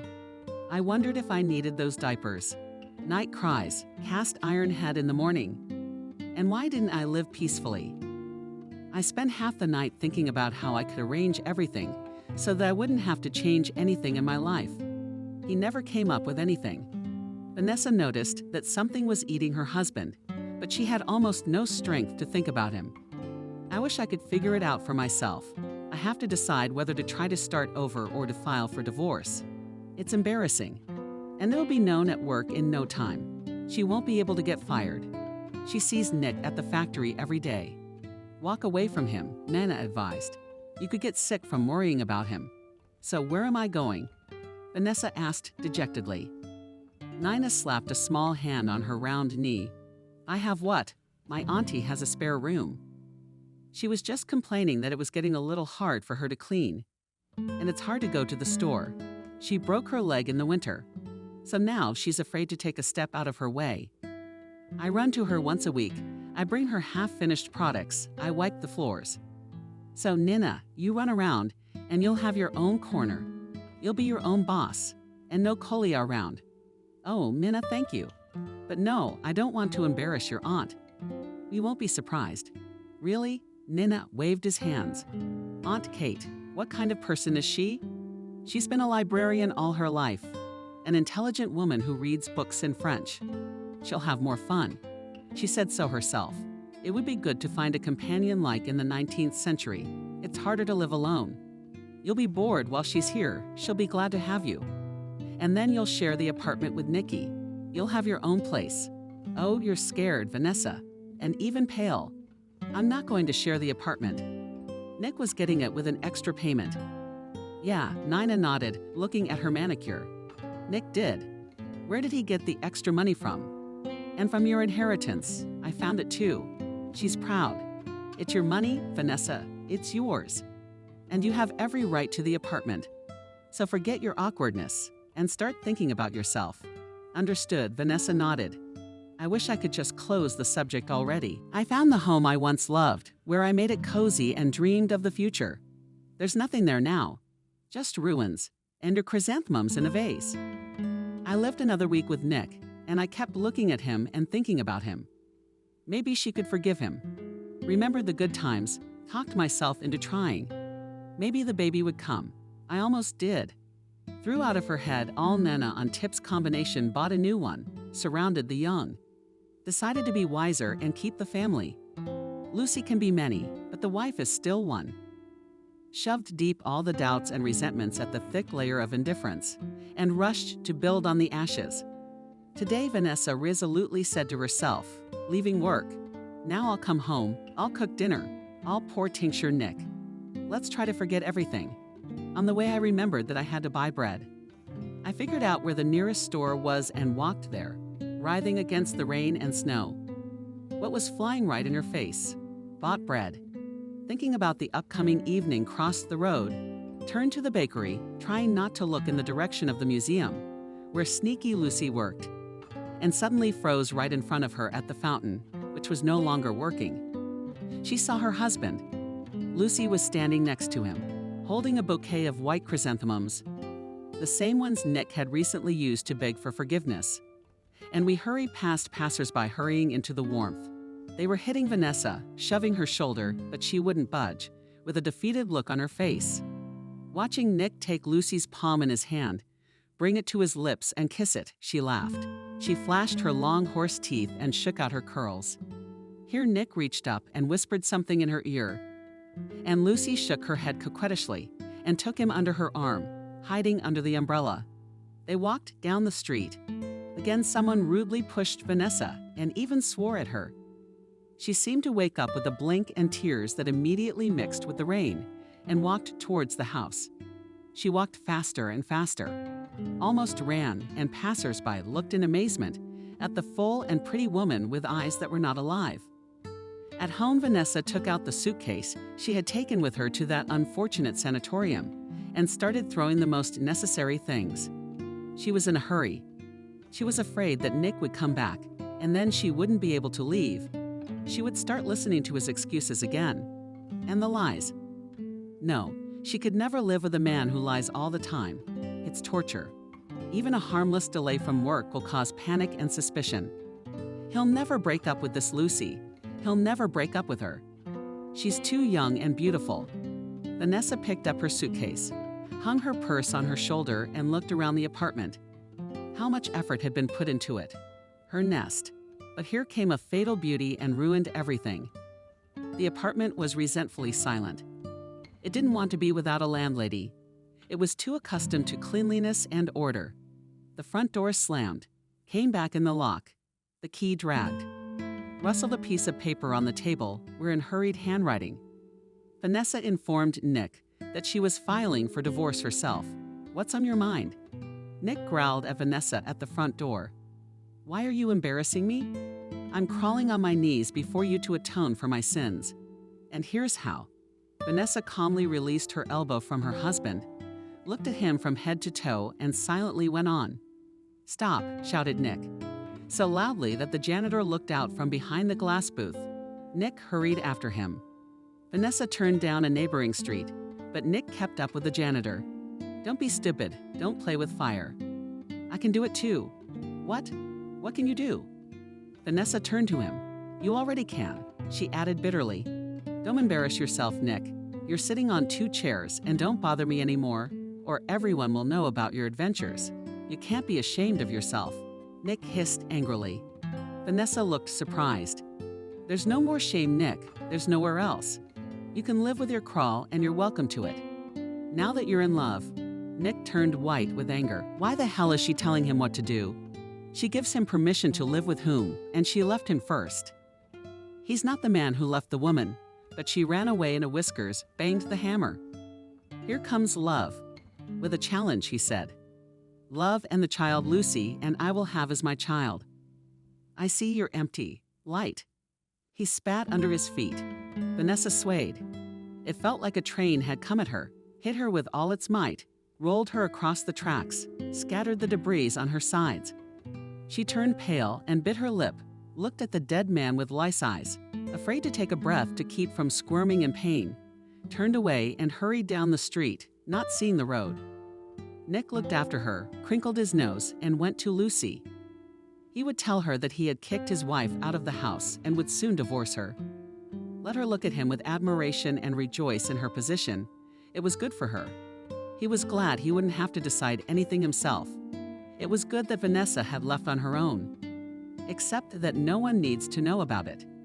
Let everyone think that it was he who left her, that over there in their garage, Valerka also screwed with one left his wife and sons, and now lives with young people. And so, that the matter is mundane. Lucy asked in amazement, clasping her hands to her chest, that he had kicked her out. Well, not exactly kicked out. Nick averted his eyes. I told him we were in love, that you were expecting a baby, said that I'm thinking of getting a divorce, and we can't live together. Where did she go? Lucy asked. In her heart, she felt sorry for Vanessa. She's naive and stupid. She's always unlucky. I don't know, shrugged Nick. He was still angry, nothing to point out. But he was actually more angry with himself. He hated to remember the cruel words he'd said. Vanessa had hit a sore spot. He felt like a scoundrel now, having beaten up the weak. That's why he tried to chase these thoughts away and make himself more angry. So move in with me, he said firmly. You don't want to live in your little cubbyhole. Lucy did live in a small room in a communal apartment. One neighbor drank mercilessly, dragged from the street all sorts of junk, making them not only his room, but also the corridor and the common kitchen. In another room lived a deaf pensioner who always lost her hearing aid and therefore yelled at the whole apartment, cursing the one who stole her device. And in the third room lived the storekeeper, with whom Lucy had a permanent conflict. They hated each other fiercely, and so frankly that they could barely keep from beating each other. The storekeeper took men to her in the hope of getting married and leaving this hell. But the men always squinted their eyes in Lucy's direction. Why did Valtha hate her? Lucy wouldn't even leave food on the stove. She was afraid the neighbor would put something on the stove. She couldn't wait to get out of the tiny dark room and all the swearing and noise. And just when things were looking blackest, Nick came and called her in. It was a miracle. The other thing is, she's not going to have a baby. It was a false alarm. But Nick doesn't need to know about it. Lazy and smart, what woman is given right? To sneak around where you can't take the direct route. Vanessa's staying with Aunt Kate. She didn't tell me anything. Not about what Nina saw of Nick with Lucy. Not about his ruthless words, just that she decided to leave. She couldn't live with him anyway. She didn't want to relive the whole nightmare of Hartik, so it was out of breath.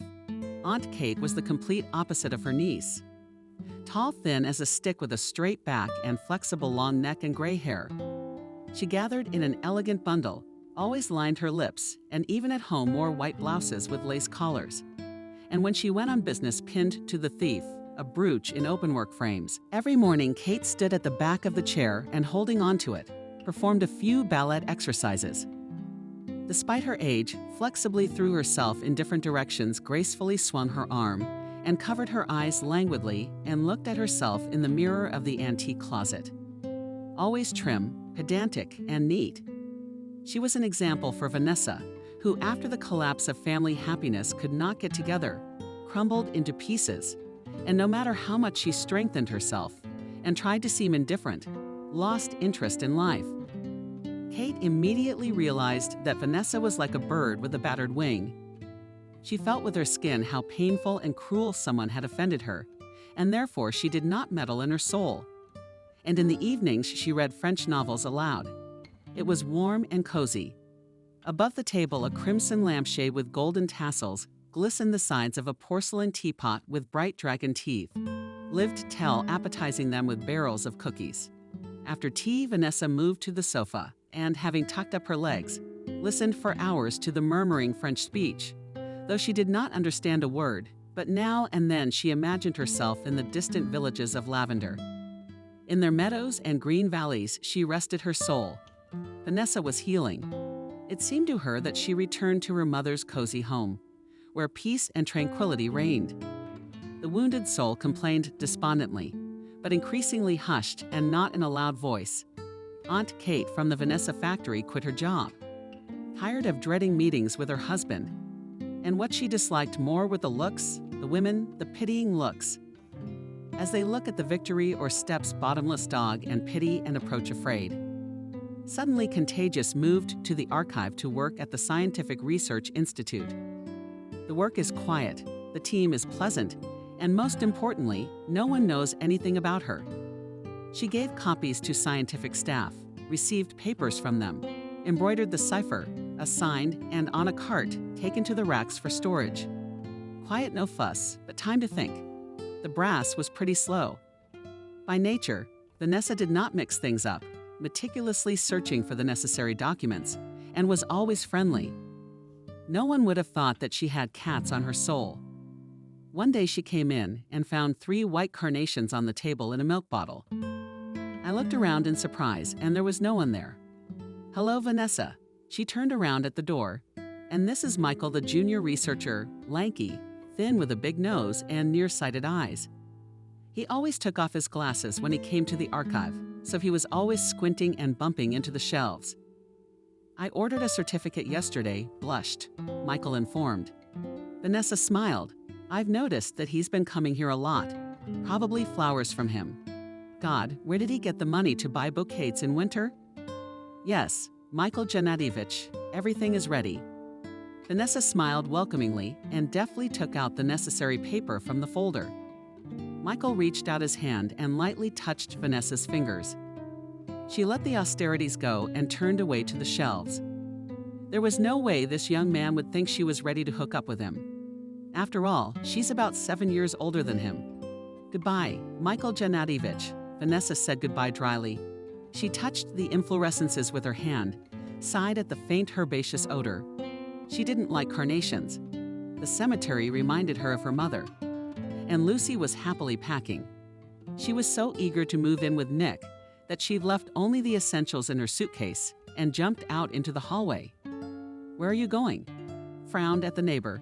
"Are you going to the resort again?" "No, not to the resort." With pride jerked her chin Lucy to her husband. "I do not see that bedbugs live in it." Contemptuously, she added. With undisguised pleasure looked at the blush of envy and anger, the face of the neighbor, and left the apartment, loudly slamming the door in her face. Nick immediately picked up the suitcase and loaded it into the trunk of the cab. He wanted to whisper to Lucy that Vanessa had decided everything herself. So he flaunted himself in front of the woman, pretending to be a determined man. Lucy smiled and slid her hand under his elbow, clenched tightly against Nick. He was embarrassed and snickered at the old man driver for throwing curious glances at them. Look at him. They're not young people, but they're all huddled together. All night, Lucy thought about how she could make things better. She decided to give Nick a full honeymoon, so it'll all work out. And then she'll just say the baby was born a little premature. It happens, and men don't know about this stuff, and Nick won't even look into it. Entering the apartment, Lucy grumbled unhappily. "We'll have to redo everything here. It's tasteless. The lace napkins alone are worth what?" What an uneducated bourgeois Vanessa was. But the first thing to do in the bedroom is to change the curtains and bedspreads. Too bad it won't work quickly with the furniture, but that's okay. In time we'll sell the dark cabinets, merchant all light, so that the apartment to play up. In the meantime, the #1 task is not to let Nick out of bed. Soon an unpleasant surprise was revealed. Nick didn't respond so ardently to her lacy shirts. Not like before, when his eyes were becoming. All it took was a shoulder to bear. Once Lucy became available any day. Nick seemed to lose interest in her. Lucy did all sorts of things, from buying wine to romantic dinners. She'd meet him naked in the bathroom. But he almost didn't react, just glanced at her indifferently, and that's it. Where did everything go? Sitting there reading the paper or watching TV, Lucy was getting nervous. Soon it will turn out that there is no pregnancy. What if Nick sends her back? What then? Go back to her communal apartment for joy. Yes, she's living her life of ridicule, invited her friend from work to her birthday party.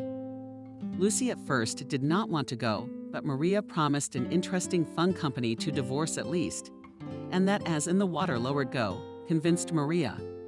And how to be fun? Nick not a peep about the divorce. He falls asleep in bed. And he made up an excuse that he doesn't want to harm the child. They've had a couple of times, of course. But Lucy's not so sure that it's all worked out, and we can't drag it out any longer. The birthday really turned out to be fun. A few guides came Methodist Pavel Petrovich, who however did not stay long.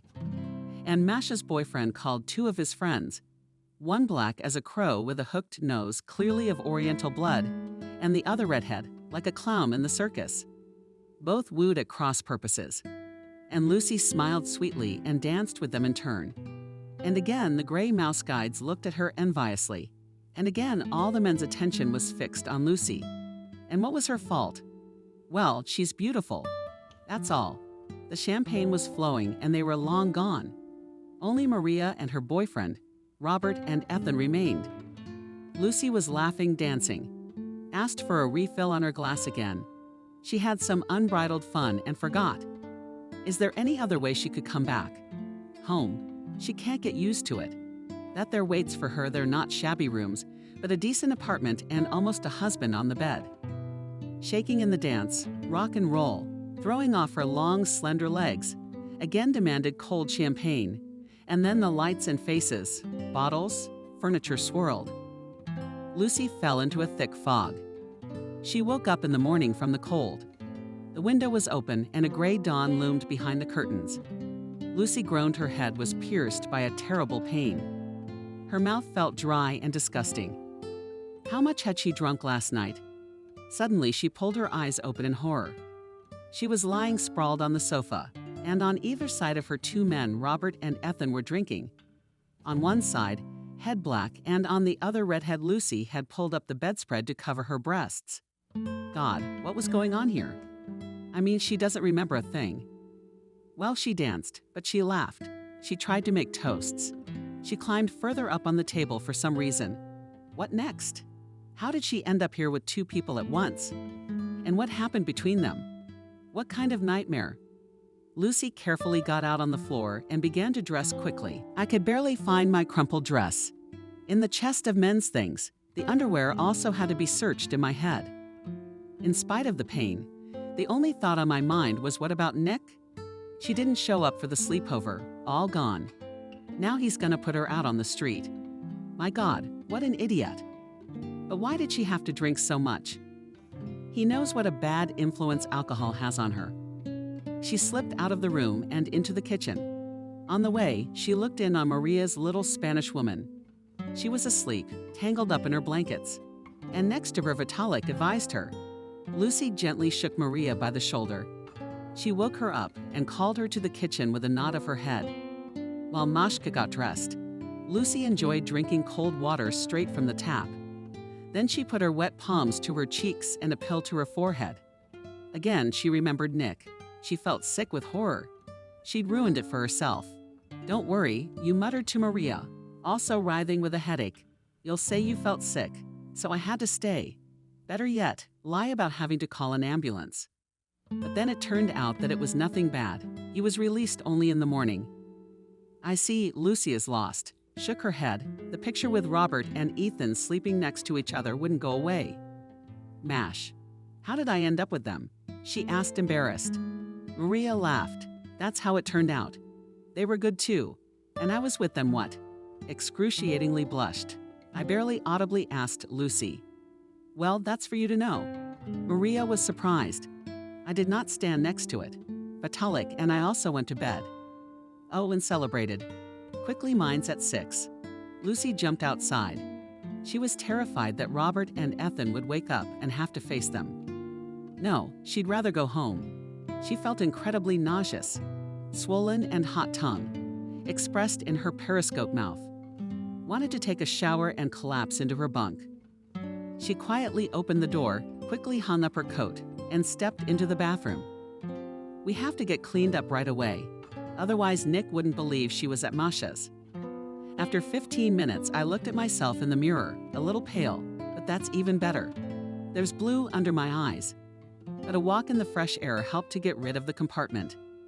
Lucy brushed his teeth thoroughly, then thought he brushed and brushed again, and only then quietly went outside. Nick slept in the big room on the couch. He hadn't even undressed. Nick quietly called out to Lucy. Her eyes were sad and glistening with excitement. Nick looked up all over, saw Lucy, and rubbed his face with the palm of his hand. "Where have you been?" he asked hoarsely. His gaze was a prickly frown. Lucy let on a miserable look. "I had to stay at Masha's. She had a salad there, probably not fresh, so she could not get away from the toilet. Or maybe it was the sex." Lucy sighed weakly, wrinkled her nose.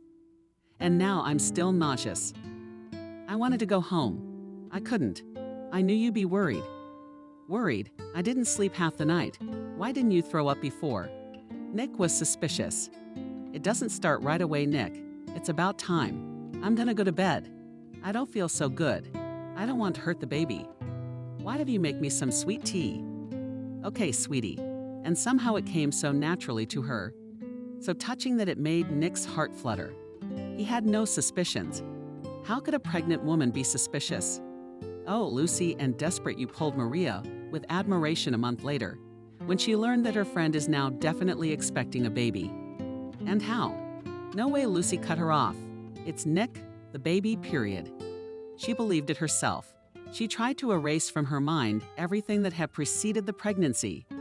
There was nothing. A dream mirage. There was only Nick, and she was a month overdue. True, only the doctor at the counseling center knows.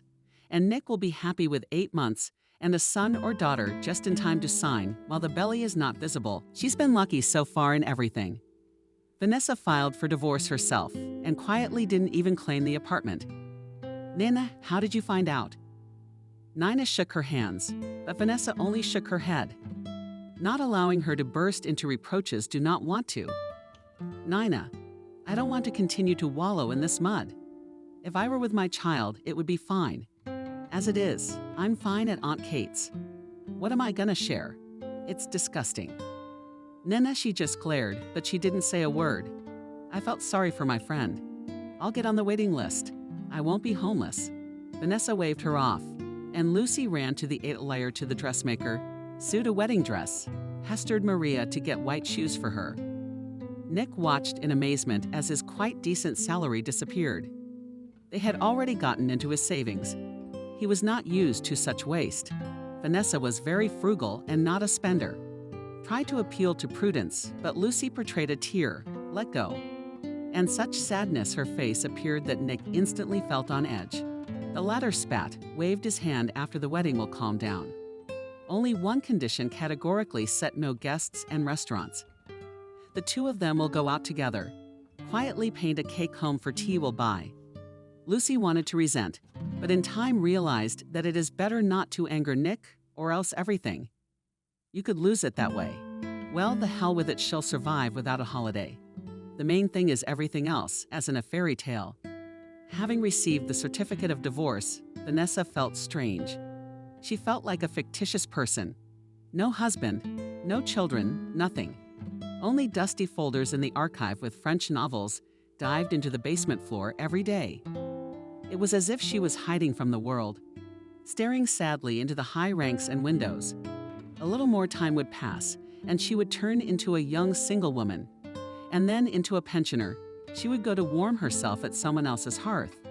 At Nina's to watch her children grow up and rejoice when grandchildren appeared. And she herself would probably get a cat in the street and feed the mustachioed ones. Sometimes she smoked herself for selling Mama's house at Nick's insistence. She'd go there now and live quietly and peacefully. How much does she need on her own? She remembered John, whom she'd met on the train. I found a piece of paper with his number, and my hand reached for the phone. I wanted to talk to someone. I felt very lonely, but I couldn't help it. Why bother a man? He has his own life, his own problems. He won't even remember the strange aunt with whom he drank tea and crunched cookies. It's Christmas. Vanessa celebrated at Nina's. It was very heartwarming. Aunt Kate came too. Vanessa helped to prepare salads, baked honey cake together, put presents under the tree. The chimes were beating, golden champagne poured into glasses, wishes were being made, and blush was shouted. Nina in a red sequin dress. Vanessa, did you make a wish? Vanessa laughed, came to her head, and what wishes could she have? The same thing for years. Made a wish every year. And what? Didn't come true, did it? And now I don't eat anything. The days dragged on monotonously. One after another, sometimes the sun looked out, and it became a little more cheerful. But the rest of the time, Vanessa, as if she did not live, but was in the floor. Vanessa, can't you have a baby for yourself? Nina asked cautiously. Vanessa smiled sadly. From whom? Nina, I don't want to. I don't. I know what it's like to grow up without a father. It's selfish to have a baby for yourself. After New Year's, Aunt Kate was going to visit some friend of hers. Nina and Vanessa talked her into waiting until spring. But Kate stood her ground. She's ill, very ill. I'm afraid she won't live till spring. We saw her off a few days later. Nina came down with the flu with the whole family. Vanessa came running, made morsels, and went to the pharmacy. And a little later, she came down with it herself. And that's when it got scary. All alone, no one to buy medicine from the neighbors. Only old ladies, dandelions of God around. Where can they run in the frost and snow? And I'm afraid to knock on their door and they'll get infected. Her head was buzzing from the fever, her cough was like a bell, and her throat felt like a big ball of thorns stuck in it. Vanessa, staggering with weakness, warmed her tea and diluted the baking soda to gargle her throat. The prescription from the doctor was on the table, and Vanessa realized that folk remedies wouldn't help her.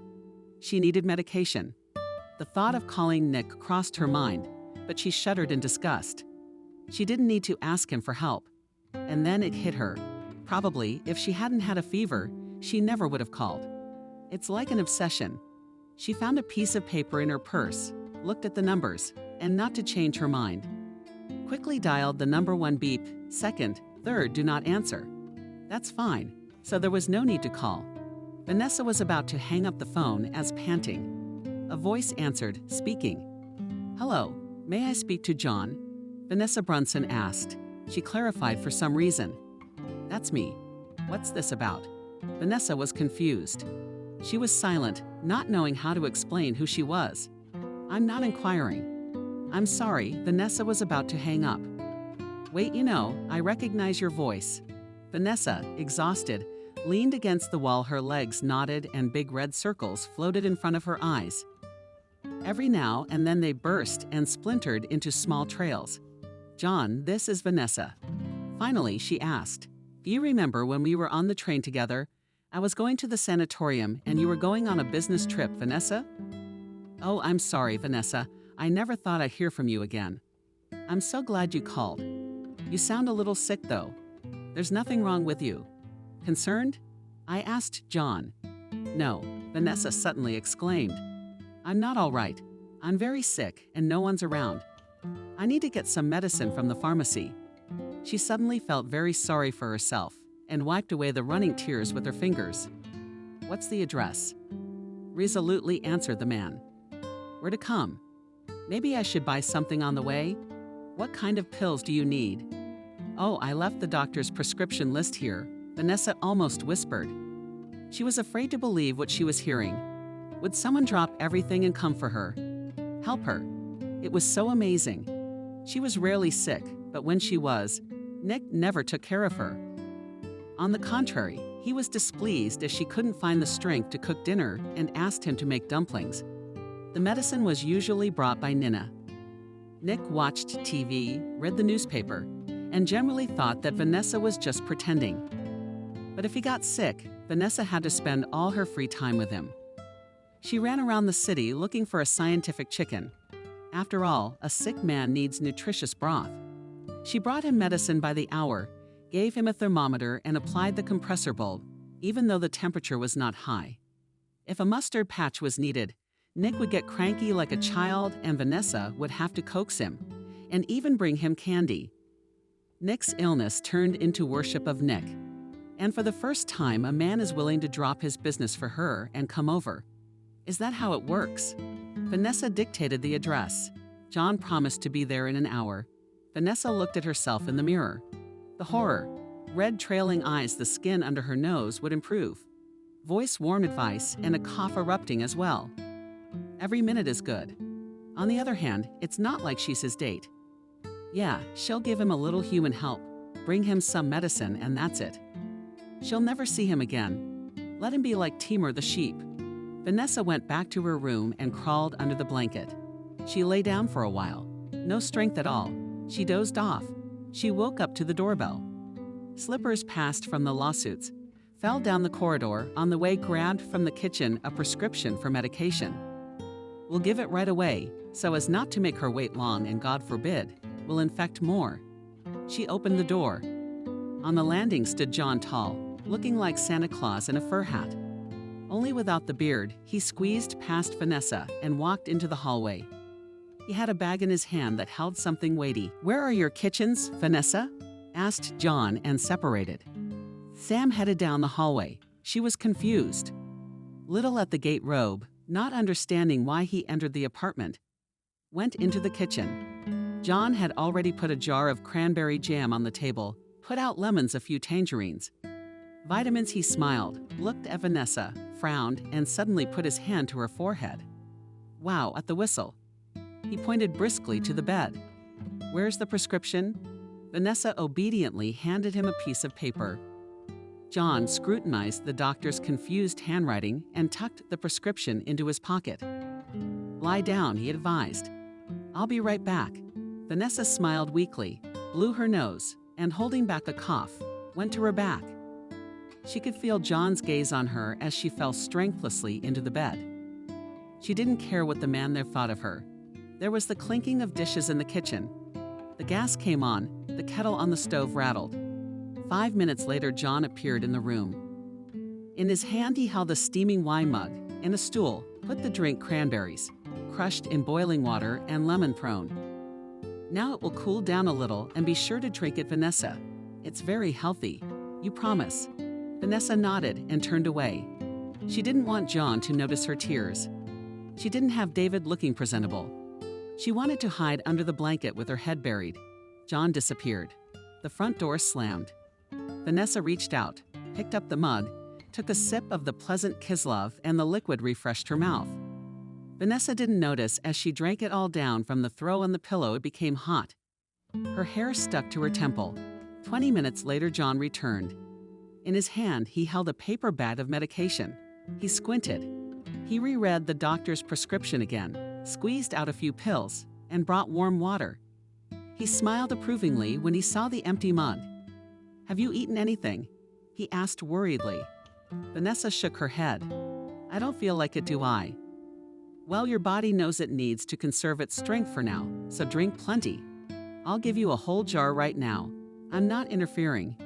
Your fever will go down, you'll feel better. You'll be able to make your own tea." It was like he was making excuses for Vanessa. It was embarrassing. A distracting man with a son at home. "John, are you eating?" Thank you. You've been very helpful." "Thank you. Thank you." "Oh, there's money in my purse." John's annoyed. Leva wrinkled his nose and waved his hand, but Vanessa didn't have the energy to argue. "Do you mind if I come back tomorrow?" Suddenly, John asked, embarrassed. Why was Vanessa startled? John shrugged his shoulders. "If you don't have an answer, I'll come by tonight." "Okay, I'll bring you something to eat. I hope you feel better tomorrow. You just take care of yourself." "Okay," he wagged his finger sternly. Vanessa smiled. Wasn't she dreaming? She was grateful to John for not questioning why she was here alone. Where was her husband's family? How come there was no one else to turn to? After taking all the medication, she felt herself leaving her body. The pain let go of her head, and it became easier to breathe. When the fever goes down, she put herself a mustard patch and immediately coughed less, and then boiled herself some milk noodles, her favorite dish from her childhood. Vanessa fell soundly asleep as if she had fallen into a pit. Meanwhile, a man sat in the half-empty streetcar shelter and smiled, feeling the confused look of the woman he had so often remembered after his trip. His son met him, grumbling, "Where have you been?" "I've already reheated the pasta twice." John ran his hand over the rags on his head. The boy dodged embarrassedly. "I went to help a good man." He sat down to dinner, looking at his son, growing, changing, becoming more and more like Helen. Serious chess, loves math, and reads a lot like Helen. It's been 5 years since she and her son have lived together. Helen left very quickly, burned out in 2 months. No one expected that so quickly a young blooming woman would weaken so much that she couldn't lift her head from her pillow. "Take care of the shop, John," whispered in her last days. A month after the funeral, a neighbor began to order, but John quickly made it clear that he had no intention of having an affair. He had a son to raise. No time for fooling around. Not at work either. To non-drinking, we are not yet old widower whipped wedges, lonely ladies, but John did not care. And here only recently fell into his heart modest eyes, and a woman with hair like a mermaid, and today miraculously met with her again. If they could make it work, though I'm afraid. Who would want to get along with a teenager, and I don't know how Liam will react. Her heart squeezed longingly from the big picture, calmly, with a smile looking at him. Helen as if encouraged and asked not to be afraid of anything. 00:00 rolled around, could not sleep, got up, poured himself warmth, absorbent cotton, water from the kettle, listened. Didn't wake up my son and waited. Waiting for tomorrow, or rather the evening. All day Vanessa wondered if John would come. The fever still lingered, but the weakness lessened, and Vanessa was able to reach the bathroom to wash her face, combed her hair, poured it into a tight and thick braid over her shoulder and face, and tucked it under her eyes. Shadows appeared, and the eyes themselves became even bigger. She changed her clothes a little, moved into the room, and shot up the bed. It was uncomfortable to lie unmade. Her heart raced and her hands shook from weakness. Vanessa lay down, but pulled the plaid over herself. She dozed off and dreamed she was walking along an endless sad beach, the sun beating brightly in her face. The outlines of the mountains could be seen in the distance, and the waves and bridal lace plume her bare feet. The hem of the long sundress long ago could and stuck to the screen. But Vanessa stubbornly steps forward, because there in the distance she sees a certain light silhouette. It attracts her like a magnet. She goes on and on. But the silhouette does not come closer. And then Vanessa runs and suddenly falls in the distance. A steamship rumbling still then again, Vanessa shuddered and opened her eyes, lying a bell, cutting the silence of the apartment. Vanessa jumped up, tangled in his shoulder, and nearly fell, yanked out of herself an angry flurry, but her soul sang with joy. He had come, he had not deceived her. She stuck her feet in her slippers, went to open. Finally relieved, exhaled John. "I've been calling and calling. I was afraid. Maybe they took you to the hospital." "I fell asleep," Vanessa said, embarrassed.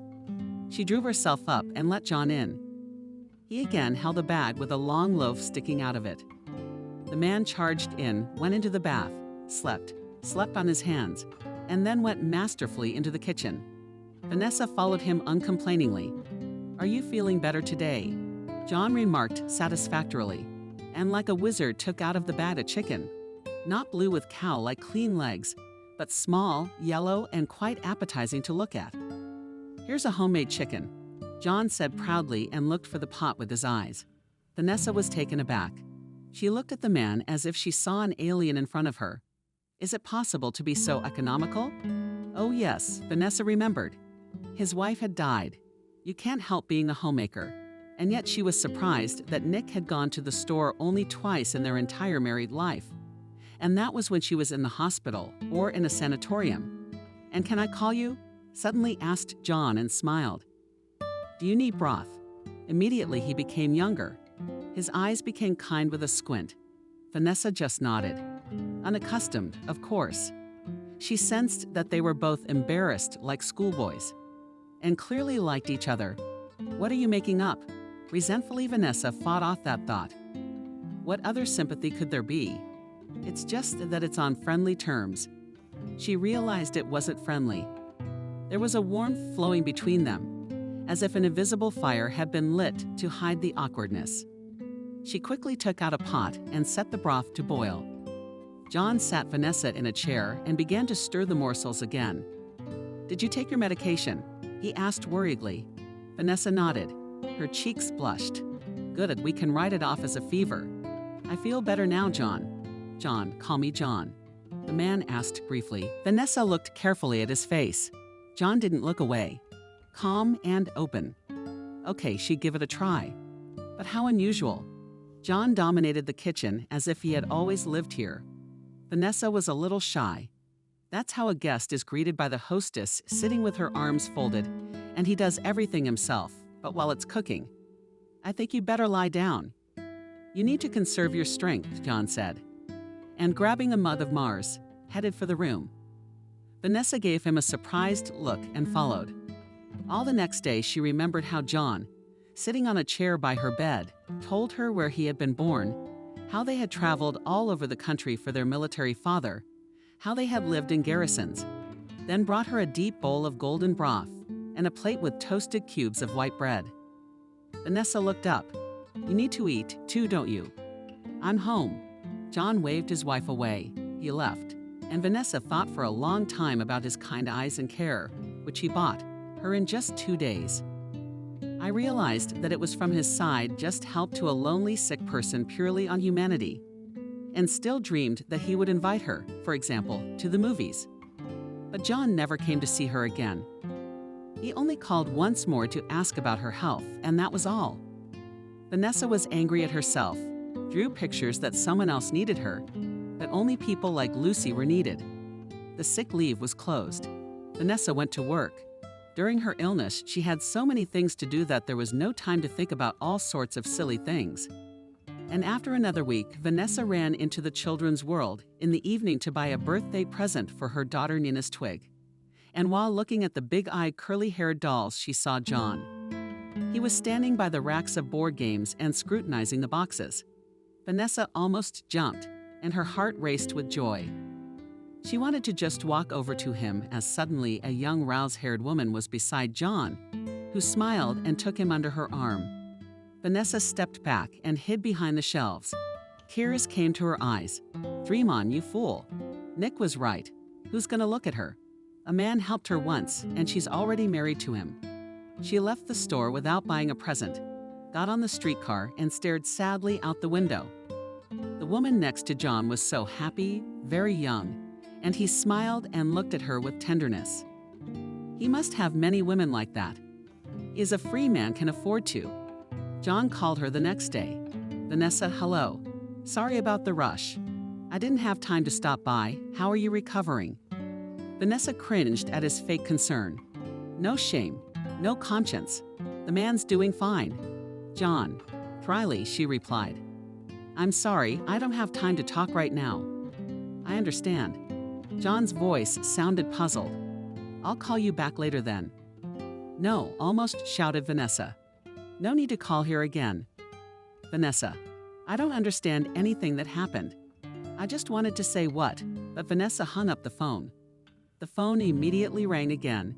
She spun the wheel, sideways, and turned down the sound. She wouldn't talk to this man for anything. She'd had enough of the deception. Her sad face flashed in the mirror. She'd rather be alone all her life than believe and then settle and suffer. Nick walked to work annoyed. Once again, Lucy had been cranky and crying since early morning. This time she was upset because he ate apple. She wanted to grate it into cottage cheese for breakfast. It's no big deal, an apple. He always ate the fruit Vanessa brought him, and she never said a word, only smiled at his health. Nick, what a mess. Nick thought with irritation as he walked to the bus stop. It was slippery from the dark sky. A nasty frost was falling and all his clothes seemed damp. Because of the straight from the corner air, the mood was spoiled completely. The bus was delayed again. Nick pulled his hat deeper over his ears and thought, the first euphoria of being with Lucy is gone. It wasn't much of one. It was a living thing, to be honest. Lucy spent more and more time lying on the couch, reading magazines and sleeping, watching TV. There were always plates, apple slices, crumbs, and uneaten tea in the room. Nick came home from work tired and hungry. But Lucy only lazily waved her hand in the direction of the refrigerator. Their cutlets from the cookhouse have Greek or dumplings. Nick was angry, grumbling. And then Lucy rounded dull blue eyes and trembled her lips pitifully. Don't you realize that in my position it's not good for you to worry? I don't feel well. I can't stand at the stove. She hardly ever went to the museum, taking sick days all the time. And Nick had to spend practically his entire paycheck. It was unusual for him. Vanessa used to take care of all the household expenses, and he could put money aside for a deposit. Every day she reminded him that it was time to go to the registry office. He promised, but still procrastinated, as if it would make a difference. Finally, they applied. Lucy brought a certificate from the women's clinic, and they were signed quickly. On the way back, she drove pouty, unhappy. So much for the white dress party. And you. And here everything is ordinary, as if not married, and went to the canteen. Sometimes she wondered who she was pregnant with. One day she was walking down the street with Nick, and suddenly she saw Ethan coming out of the store. His red hair was shining in the sun. I stopped like a stumbling block, turned away, and immediately pulled Nick to a stop. Oh, I feel dizzy. Come sit on the bench. Ethan didn't see her, ran right past her. Maybe he wouldn't even recognize me. Lucy thought sadly, cautiously glancing in his direction. Everything seemed to have worked out well, and there was a husband, and the apartment was bright and warm, and she was expecting a baby, but her heart felt empty. It turned out that seeing Nick occasionally wasn't the same as living together. All the romance and novelty was gone. Nick threw his things everywhere, especially his socks. Lucy would put them on with her foot, and from soccer, she'd nod toward the bathtub. I'm not going to mess around in soapy water, she coined at Nick's requests to wash his shirt. Buy a washing machine. I had to buy one, but it didn't help. Lucy never did the laundry. I'm allergic to powder, and then it's bad for the baby. She calmly told her husband.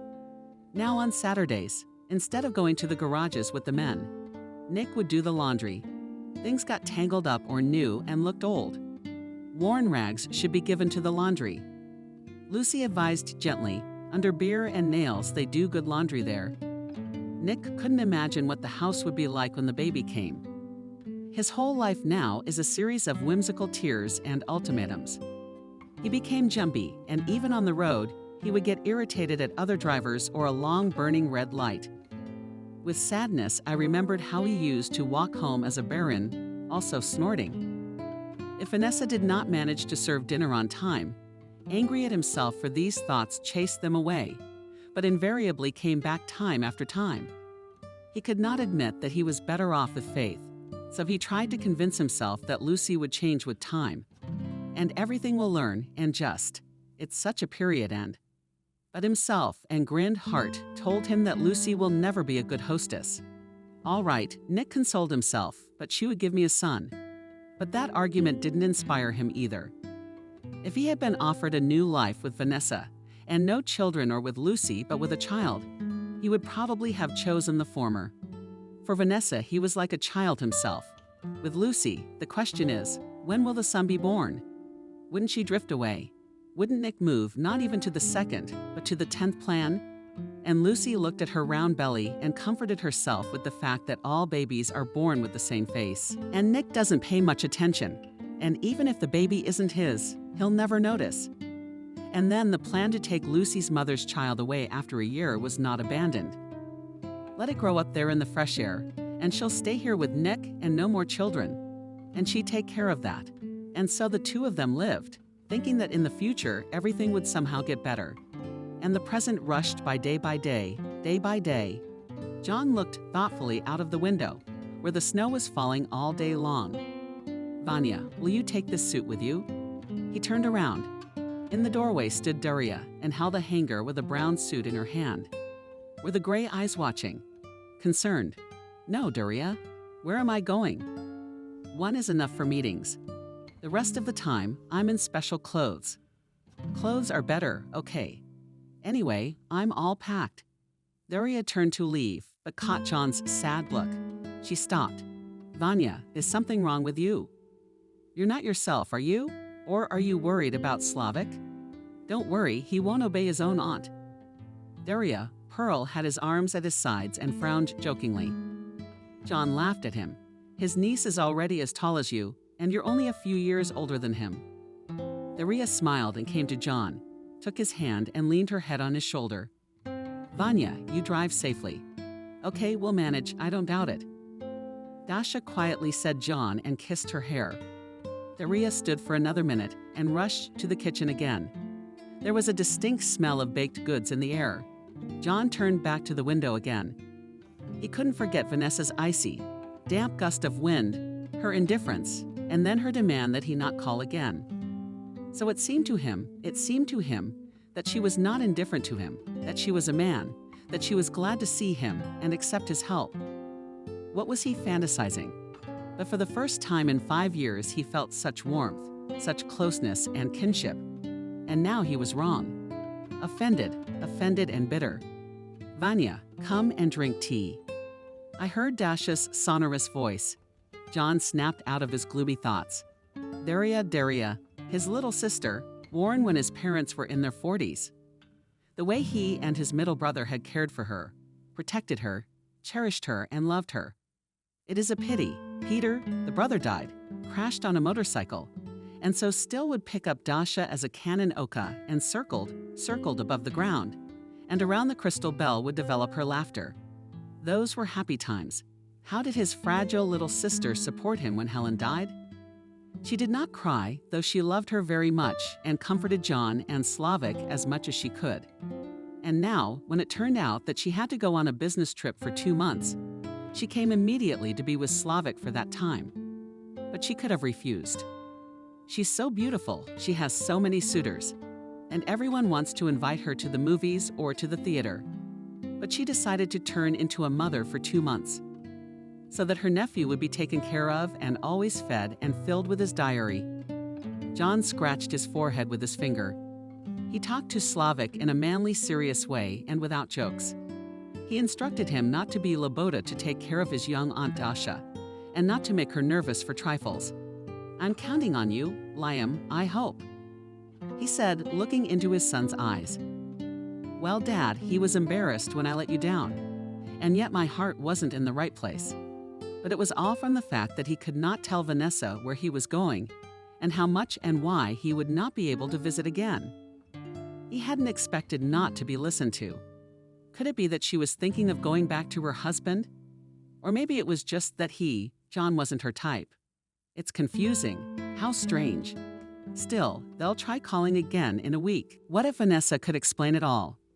Then it would be clear whether he had a chance to get the attention of this beautiful woman with kind, gray eyes. The next day, the train would take him to the city, where he would be alone for 2 months.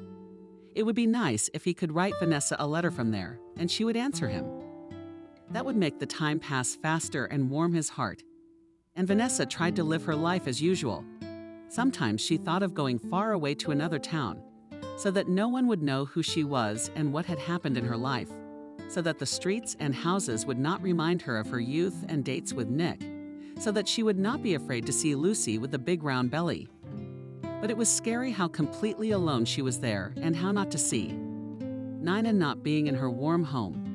It's hard, all of this. Again, she thought of John. Maybe she was wrong not to talk to him. And on the other hand, to make her hear, Nick also said a lot of things, made excuses, carried flowers, looked with doggy eyes, but in fact continued to run to Lucy, and even made a baby for her in front of her eyes. There were tears immediately, and Vanessa strenuously pretended that she was just sneezing from the dust.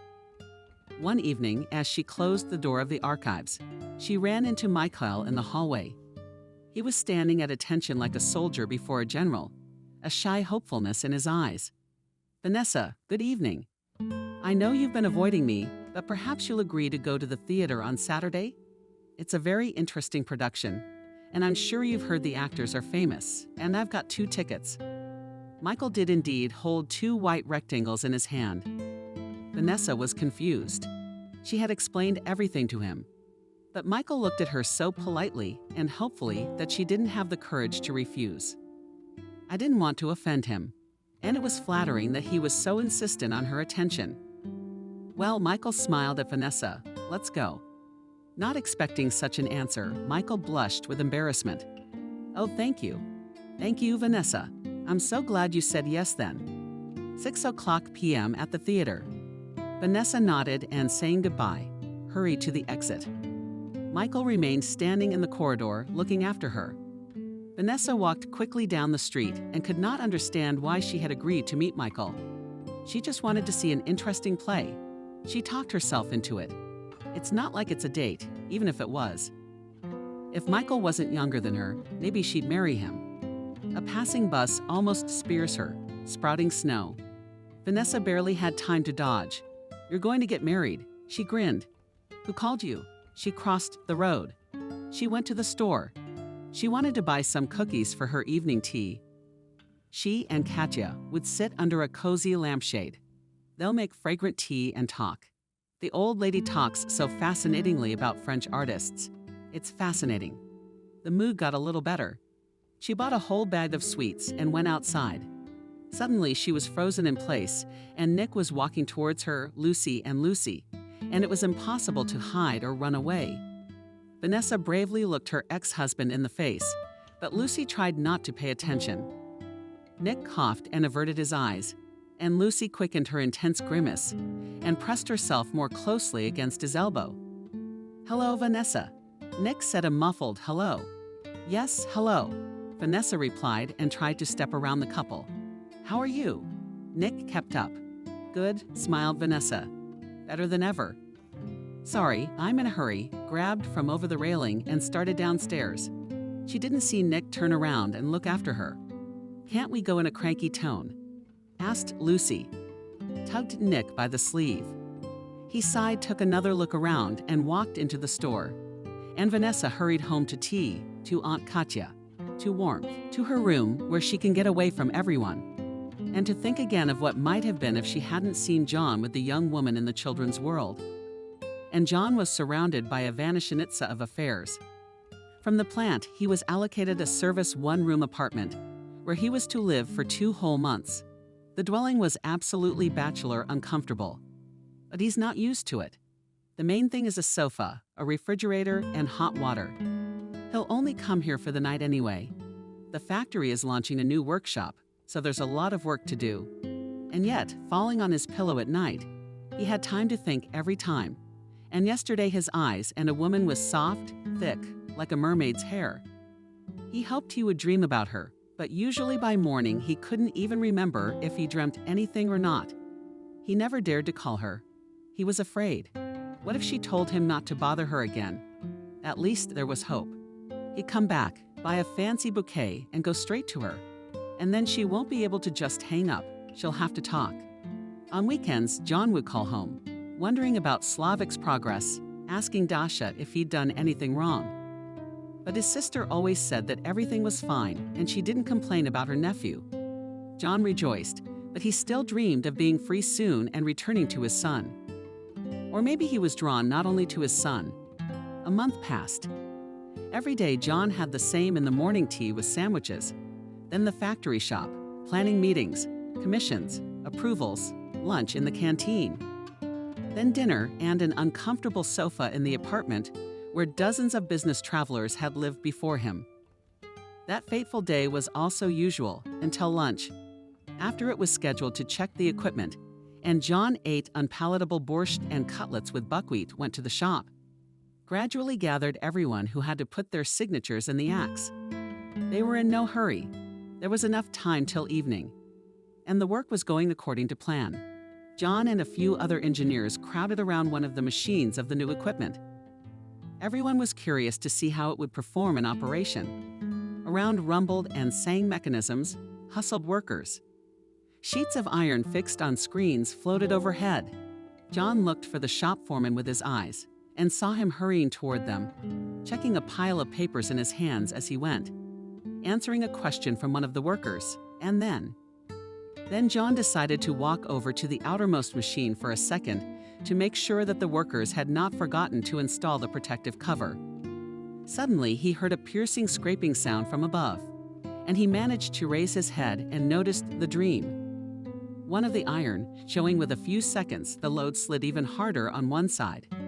At that moment, a young lad emerged from behind the machine. He ran straight under the crane and stared curiously at the impending collapse of the structure.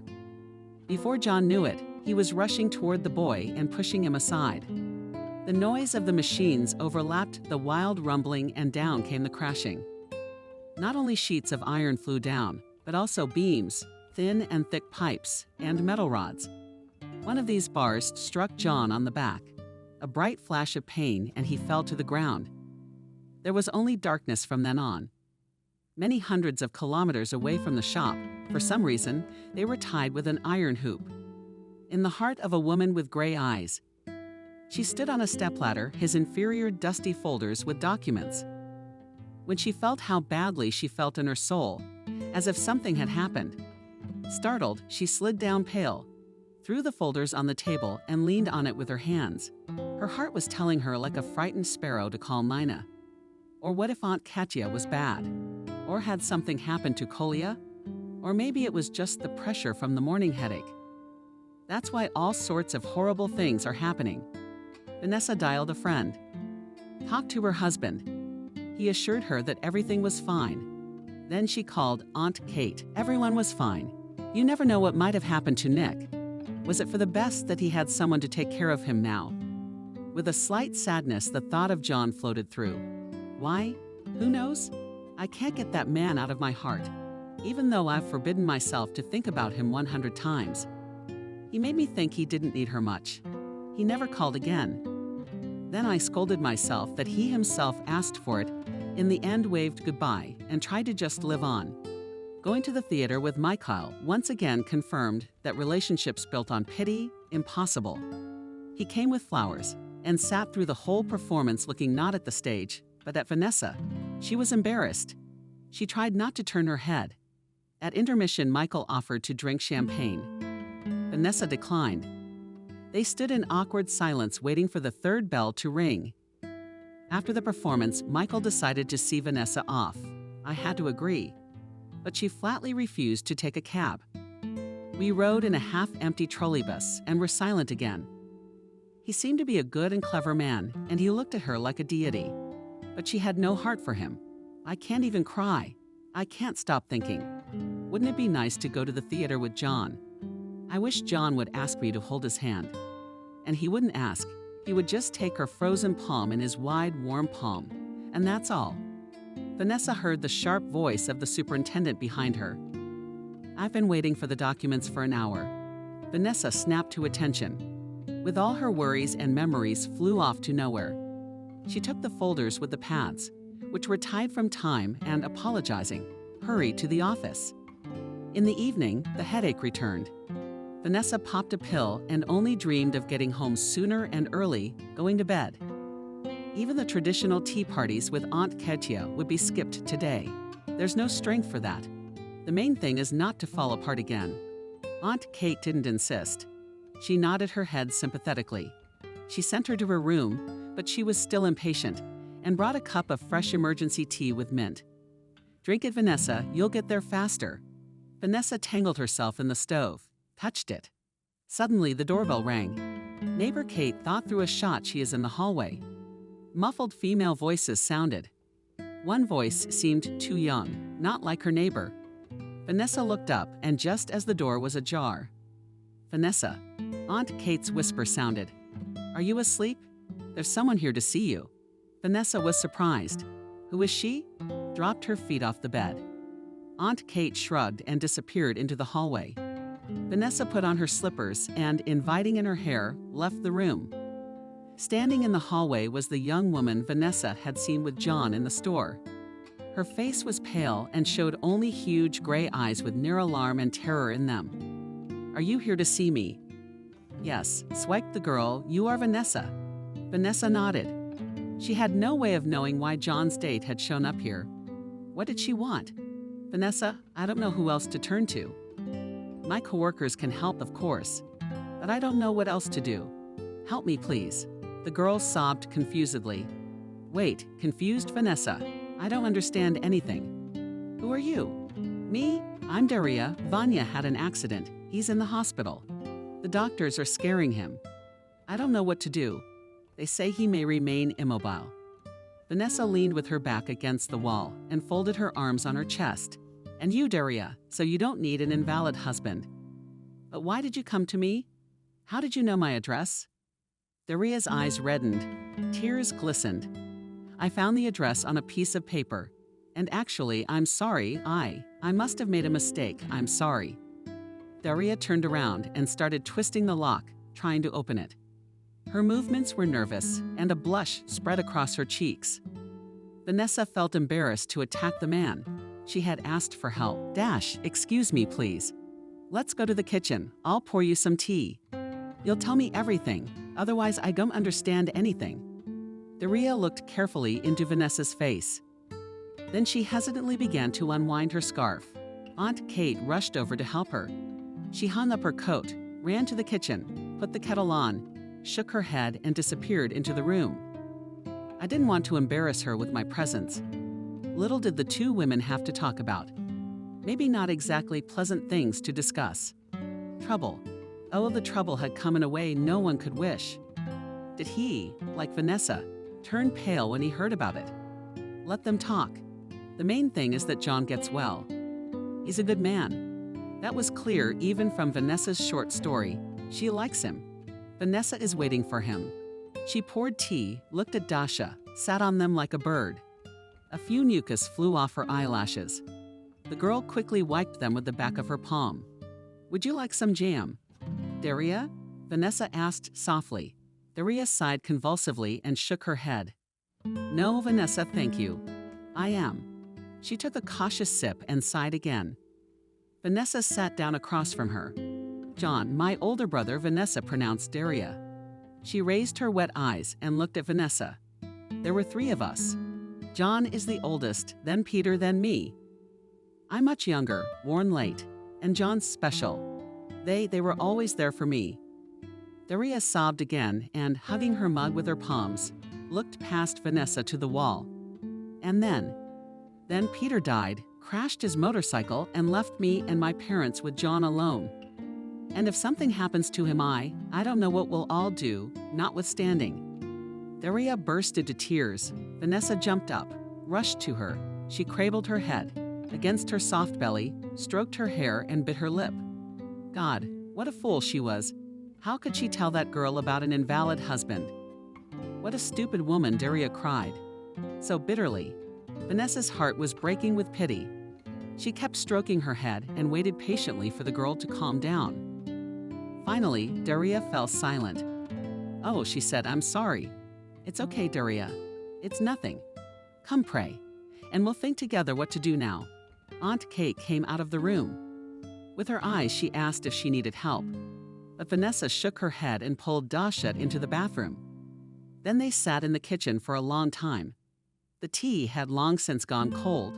No one was interested in it. Vanessa listened to Dasha attentively, a little frowning. Smooth, bushy eyebrows. I would have gone there to the hospital, but I have Slavic. I haven't told him, and I haven't told my parents. They couldn't take it. They both have weak hearts. My dad had a heart attack 2 years ago. And it's right not to tell them yet, Vanessa said. Then say, it'll get better. The danger will pass. And say you think he'll get better. A completely childish hope. Daria asked, raising her tearful eyes to Vanessa. Of course he will, Vanessa replied with tears in her eyes. It couldn't be otherwise. He is a strong man, and the doctors will put him on his feet. They sat in the kitchen for a long time. Daria gradually calmed down, although the anxiety in her eyes had not disappeared. She told with a smile about John, about his difficult fate, about the loss of his wife, whom he loved very much. Told her about him, how much he loved fame and care, how he had never gone on a single date in 5 years, and they had all decided he would stay that way now forever, alone. Before he left, we were talking. Daria looked Vanessa in the eye, and he told me a little bit about you. And you know, when he spoke, his face became, she hesitated, choosing the words, as luminous as it had been when Helen was alive. You'll excuse me, please. It must be unpleasant for you. Scared, Daria? No, that you smiled, Vanessa, on the contrary. And I'm so embarrassed. He called me. He probably wanted to warn me that he was going away for a long time. And Vanessa lowered her eyes. And you echoed. Daria interrogated. And me? I was angry with him and didn't speak. And she also asked me to never call again. Vanessa didn't look at her sister John, picked at the customer on the table with her finger, berating herself for being afraid to talk, to find out everything. Maybe then John wouldn't have been so upset and would have been more careful. Maybe it would have kept him safe. Soon Doria was on his way home. "Call me tomorrow," Vanessa asked. "If you hear anything, call me anytime, both here and at work. Promise me and I'll call you." "Yes, of course, Vanessa." Vanessa, just Vanessa. Doria nodded and ran down the stairs. Vanessa stayed standing at the open door, as if she hoped Doria would come back. If she wanted to, she would tell her that she and John had played a trick on her. "Vanessa, Squirt, would you come inside, please?" Aunt Kate appeared behind her. Vanessa obeyed, locking the door. She sank heavily onto a stool in the hallway. "What to do now? Are you an Aunt Kate?" she asked and looked helplessly at the old woman. "You have to go, Vanessa. Go to him. Don't you see? Do you need each other? Stop running, and he will feel that you are near, and he will have strength for tomorrow." Vanessa asked for a leave of absence without pay. She called Dasha, found out which hospital John was in. She picked up her suitcase and rushed to the train station, just to be on time, just to be near him. I had no doubts, no fear. He would be cured, put on his feet, and never be given to anyone else. I went straight from the station to the hotel, left my things, and went to the hospital. "Who are you to him?" asked glumly and the nurse in the window of the information desk. I was confused, Vanessa me. Familiar information only to relatives next. Vanessa stepped aside confusedly. Doria stayed with the Slovaks, and no other relatives and no one else in the know. Flocks of students in white coats ran past, with skinny necks sticking out of their gates. Relatives of the sick handed over handouts. The cleaning lady was using a gray rag to clean Philia. The ordinary life of the hospital, where everything smelled of disease, fear, tears, and hope. A nurse with a disgruntled face came out of the cafeteria. She gazed into the pies, bought immediately from Yusuf, from one slid on Vanessa at indifferent glance, Vanessa. It was as if it dawned on him. And where did the courage come from? She stepped towards the woman. "Hello, can you tell me, do you work here?" Nodded the nurse, munching on a trauma pie. Vanessa felt her heart jump. After all, that was where John was lying. She looked around and opened her purse, carefully pulled a bill out of her wallet and awkwardly, clasping it in her fist, said, "Help me, please. I need to know about the condition of the patient, but they won't tell me. And who are you?" The nurse's eyes lit up with curiosity. She even stopped chewing her pie for a while. The bride blushed, Vanessa replied. "I have a request for you." Vanessa grabbed the plump palm of the nurse and fell asleep with the paper. She smiled and deftly took the money out of Vanessa's hand without anyone noticing. "Can you find out how he is? And read him the note. I don't know if he's conscious or not, but you read it anyway, please." The nurse squinted her eyes, hopped the rest of the pie into her mouth, and wiped her greasy lips with her sleeve. "Okay, I'll find it. It's not hard for me to write." She turned away delicately. Vanessa took out a small notebook and a pen. She carefully scribbled in ink, wrote a few lines, and carefully tore out a sheet of paper. She folded it 4 times and handed it to the nurse. She indifferently slipped the note into her pocket. "Wait." Vanessa recalled the name and surname once more and stood by the sideboard. She glanced at the transparent display cases of pies, sandy rings behind the display case, a sausage sandwich. Above it all towered the white hood of the barmaid with a howl, glasses rattling, spoons and metal served. But Vanessa did not want to eat or drink. She was very tired from the road, from the excitement, from worrying about John. A thought flashed through her mind that maybe it was a mistake to come here, but it was gone. Her heart told her it was the right decision. "Woman here." Vanessa flinched and turned around. Had she noticed how much time had passed? The orderly had returned and was now standing directly in front of her, touching her sleeve. "I found your John lying there. The professors are waiting. The concilium will be important," she said. Vanessa did not immediately realize what was going to happen. And only after a minute she guessed that the orderly, so from the mirror of the word concilium. "He is conscious, understands everything. I read him the note. He gave you the answer here. I wrote it down. She reached into her pocket and took out a theatrical sheet where something was written indecipherable in crooked letters. "Thank you." Vanessa thanked him quietly and stepped aside. "I will also be here tomorrow from 4 in the afternoon. My name is Sony. Ask anyone to call Sanja, and I'll come out. What's your name?" The nurse, Vanessa, wouldn't stop. "I'll come. I'll be there tomorrow." The woman nodded. She gracefully shouted at the student and headed for the stairs. Vanessa unfolded the sheet with trembling fingers. John informed her that he was very happy to see her and did not even immediately believe that she was the one who asked him not to worry and not to worry. Said that he was almost all right and would be well soon. Assured him that now that he knew Vanessa was there for him, he would try to get back on his feet faster. And that was it. No mention of prognosis, of his condition, of how much help he needed. But Vanessa was glad for this message too.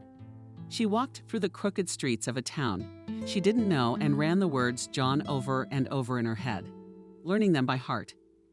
She wandered off in the opposite direction from the hospital and found herself on the outskirts, where private wooden houses stood.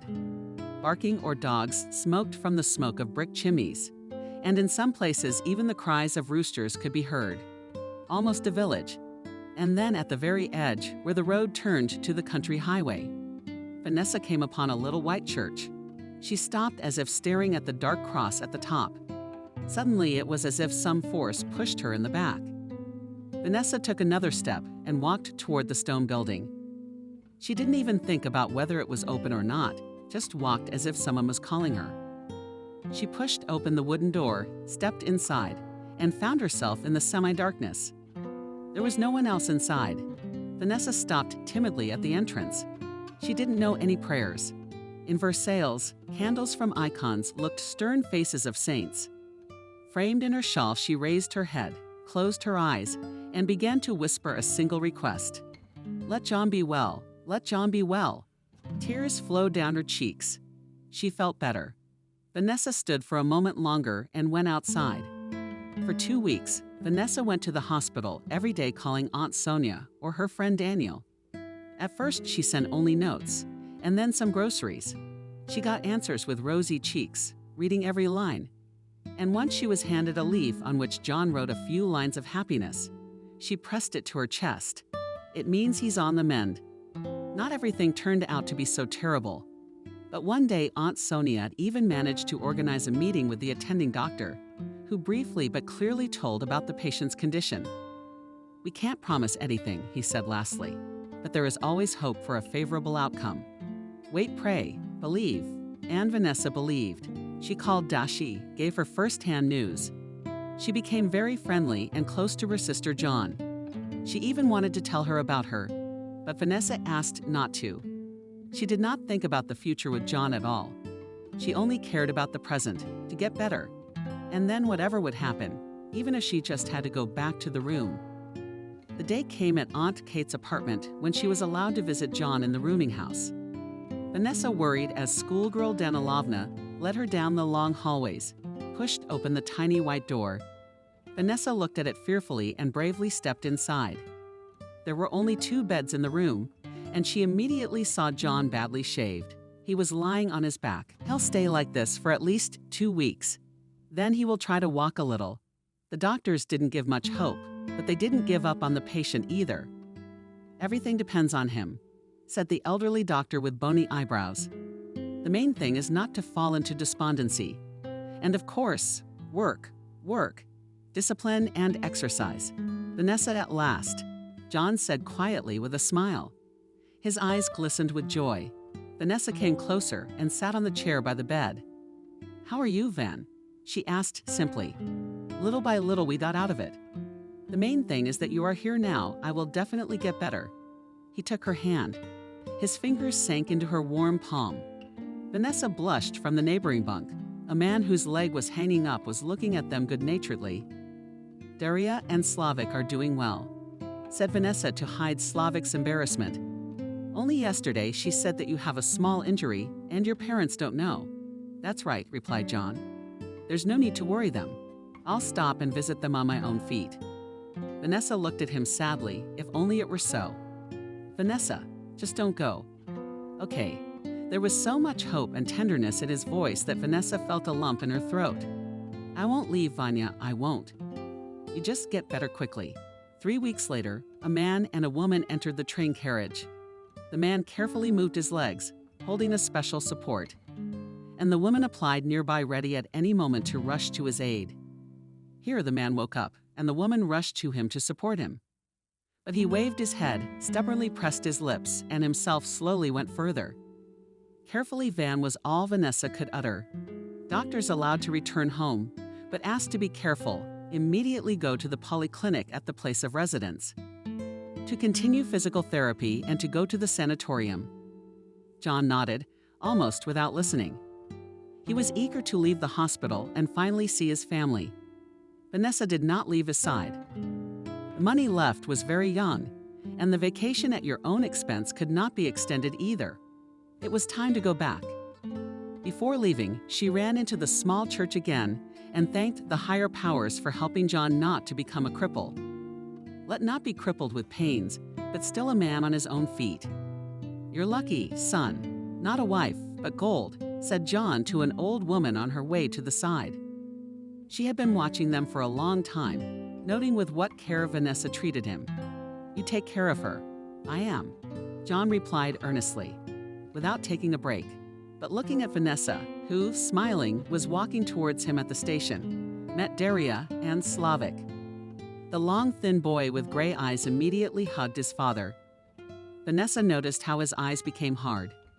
Then Slavik looked at her in embarrassment, picked up his bag. Liam, this is Vanessa, John said simply. This is the nice person I helped over the winter, and now she's helped me too. Vanessa worriedly waited to see what the skinny teenager would say. Slavik looked carefully and seriously into her face and smiled slightly. Vanessa looked back at John, who winked. I told you everything would be all right. Daria talked nonstop, telling her how well Liam was doing in school and how peaceful they had lived all this time. She caught her brother's gaze, frightened silence when he wrinkled his nose slightly. Unevenly, admittedly and anxiously, she looked at Vanessa. But Vanessa was calm and centered, and Daria was beginning to feel more confident. How grateful was she to this kind woman? She couldn't have done it without her. She wouldn't have made it. It would have been bad for her and her nephew, and now things would get better. John will get stronger, and he's tough, he can do it. Especially now he has Vanessa. Daria looked at her brother with a sly smile. Saw the way he looked at Vanessa, the warmth in his eyes. It had been a long time since she had seen such a thing. Only once had she seen such eyes in Vanja's eyes when his Helen was around. Worried that Liam felt no, there was no son. He saw how his father had changed too. Liam is a smart and kind guy. He won't condition his father himself to try out yesterday. I've been thinking about Aunt Vanessa. I don't mind if they get married. Dasha was immediately relieved from her soul, and her heart was pouring out. Vanya, she squinted slyly. Do you know that I bought your favorite cakes? Do you know what line I stood in? All four of them laughed merrily, and the passers-by turned around surprised and approvingly. And Vanessa clung tighter to John. Surprisingly, even now, when he was not completely healthy, she felt like a stone wall around him and knew that he loved her. No loud words are needed. A gentle look, a light touch is enough. And the feeling as if there was no one in her life but Vanya. Everything was forgotten and disappeared in a haze. Only this man remained, the most beloved and dear. Vanessa used to think it could not happen like that. Turns out it does, almost like in the books. Not for nothing. She mistook Nick for him, but fate put everything in its place. And Vanessa met John, and now she has a son. Even if he wasn't born to her, but he is. How did you know, Vanessa, that they are soulmates, and therefore they will always be together from now on? The summer was hot, without rain. Everything floated quietly. The asphalt was lazily sowed in style by trees burnt by dusty leaves, and exhausted people with red faces crawled along the sidewalks. Nick stood at the open window and looked up at the sky. The weather forecasters had mentioned in passing that it might rain today, but the sky continued to shine with a clear dove as if in mockery. Not a single cloud in the night. The ambulance took Lucy to the maternity ward. It seemed a little early. He thought she still had a month to go, but that's just the way it is. He called the information desk this morning. He was told that his spouse had not yet given birth. He'd have to wait. Nick scratched his stubbled chin. He wanted to drink a cold beer, but he couldn't, in case he had to go to Lucy's. He realized that he probably wouldn't see her today, not even in the window, but he still wouldn't let himself open the fridge and take out a bottle of wine. He was worried, of course, though happy. His new family life can't be called, and tortured him during the pregnancy Lucy so many caprices and tantrums. He himself was already counting the days until the birth longingly. He looked around the room. It was a mess. Everything was scattered, dust everywhere. He should clean it up, or he'd bring his son to such filth. He's got 5 days at his disposal. Should he ask his neighbor? He remembered how clean the apartment was when Vanessa lived here. How is she now? Would it all go back? Vaguely. But in his soul, there was already a suspicion that now he would have to endure not only Lucy's tears and reproaches, but also the cries of the baby and dirty diapers, and running to the milk kitchen. Nick sighed noisily. For some reason, even the thought of a baby did not make him happy. Maybe he just wasn't used to it yet. Lucy kept saying that in a year she would send the baby to her mother. He'll be better off there. You and me, we're not old yet. We need to live for ourselves. We'll go to a resort by the sea. I'll regain my figure in a year, and then we'll go. Do you know what swimsuit Svetka promised me? Nick was silent. He didn't like what Lucy said about his son, as if he were a puppy or a kitten he played with and gave him away. That's not right. It's not right. But in his cowardly way, he didn't say anything about it. And Lucy nodded contentedly, saying, "Let's do it that way. If you agree." By evening, the information desk reported that Lucy had given birth to a girl without a good growth, that it was necessary to scream. Nick sat down on a stool. The girl, what about the son, listened to himself. No joy, no excitement, as if he didn't have a child anymore. 4 more days later, he went to the discharge. Lucy came out pale with blue circles under her eyes. "Sucked everything out of me like a pump," grudgingly muttered she, accepting flowers from her husband burned standing up. Shouting and yelling at the Arabs, Nick took a roll-up with a pink bow in his arms, carefully opened a corner of the lace, saw the tiny button at the bow, and clenched tightly and the eyes with long, light red lashes. It looked like a doll, and only at home. When Lucy took off the girl's bonnet, he saw a little leading fiery red hair and stared perplexedly at his wife. "What are you looking at?" Angrily squinted his eyes. "Lucy. Well, redhead. My grandmother was like that, so I went to her kin." Nick looked incredulously at his daughter, then back at Lucy, but she turned away indifferently. She hoped he hadn't guessed anything from her face. She herself, when she first saw the little girl, almost fainted. When she realized who the father was, she was afraid that black-haired Nick wouldn't believe her. So she made up a story about her grandmother. How's he gonna check it out? He can't. And she's not gonna raise her daughter anyway, so she won't bother Nick. And whether she grows up a redhead or runs around even multicolored, it doesn't matter. At the end of September, Nick was walking down the street, pushing a stroller in front of him. Lucy had gone to bed, and he and his daughter were put outside by the blue-eyed redhead. Cindy advised firmly in a leather envelope. Every day, Nick gazed at her face and kept looking for something in it that might remind him of his features. It seemed to him that the fingers on her hands were similar, or her nose. But more and more often he realized that he only wanted to convince himself of this. But his soul became bitter. He chased away the gloomy thoughts, but they were like annoying flies, and they kept coming into his head. He went out to the boulevard looking for a free bench. September was swirling with leaves, breathing fall, but not yet bored with rain and dampness. Nick walked slowly along the path past the flower beds, from which red and purple asters nodded their heads in greeting. I heard a dog barking, and then a big dog with light-colored hair and smart brown eyes came out of the trees toward me in a boyish voice. She stopped merrily with her tongue hanging out. Nick looked unhappily in the direction of its owner and froze in place at the bench. With a flood in his hand stood a teenager. Next to him was a tall man who was holding the hand of a woman in the woman. Nick recognized Vanessa. She didn't notice him because she was only looking at her companion, and he had his arm around her waist. Nick could clearly see rounded tummy. The man's hand slid over it too. Vanessa laughed happily and leaned her head against his shoulder, knocking dry leaves over with her paws as she jumped up to them. The dog's tail wagging was bouncing. Vanessa rubbed the boy's head. Then they turned away, and all three of them walked slowly down the alley. Vanessa held on to the man's arm like that, as if she was afraid to fall behind.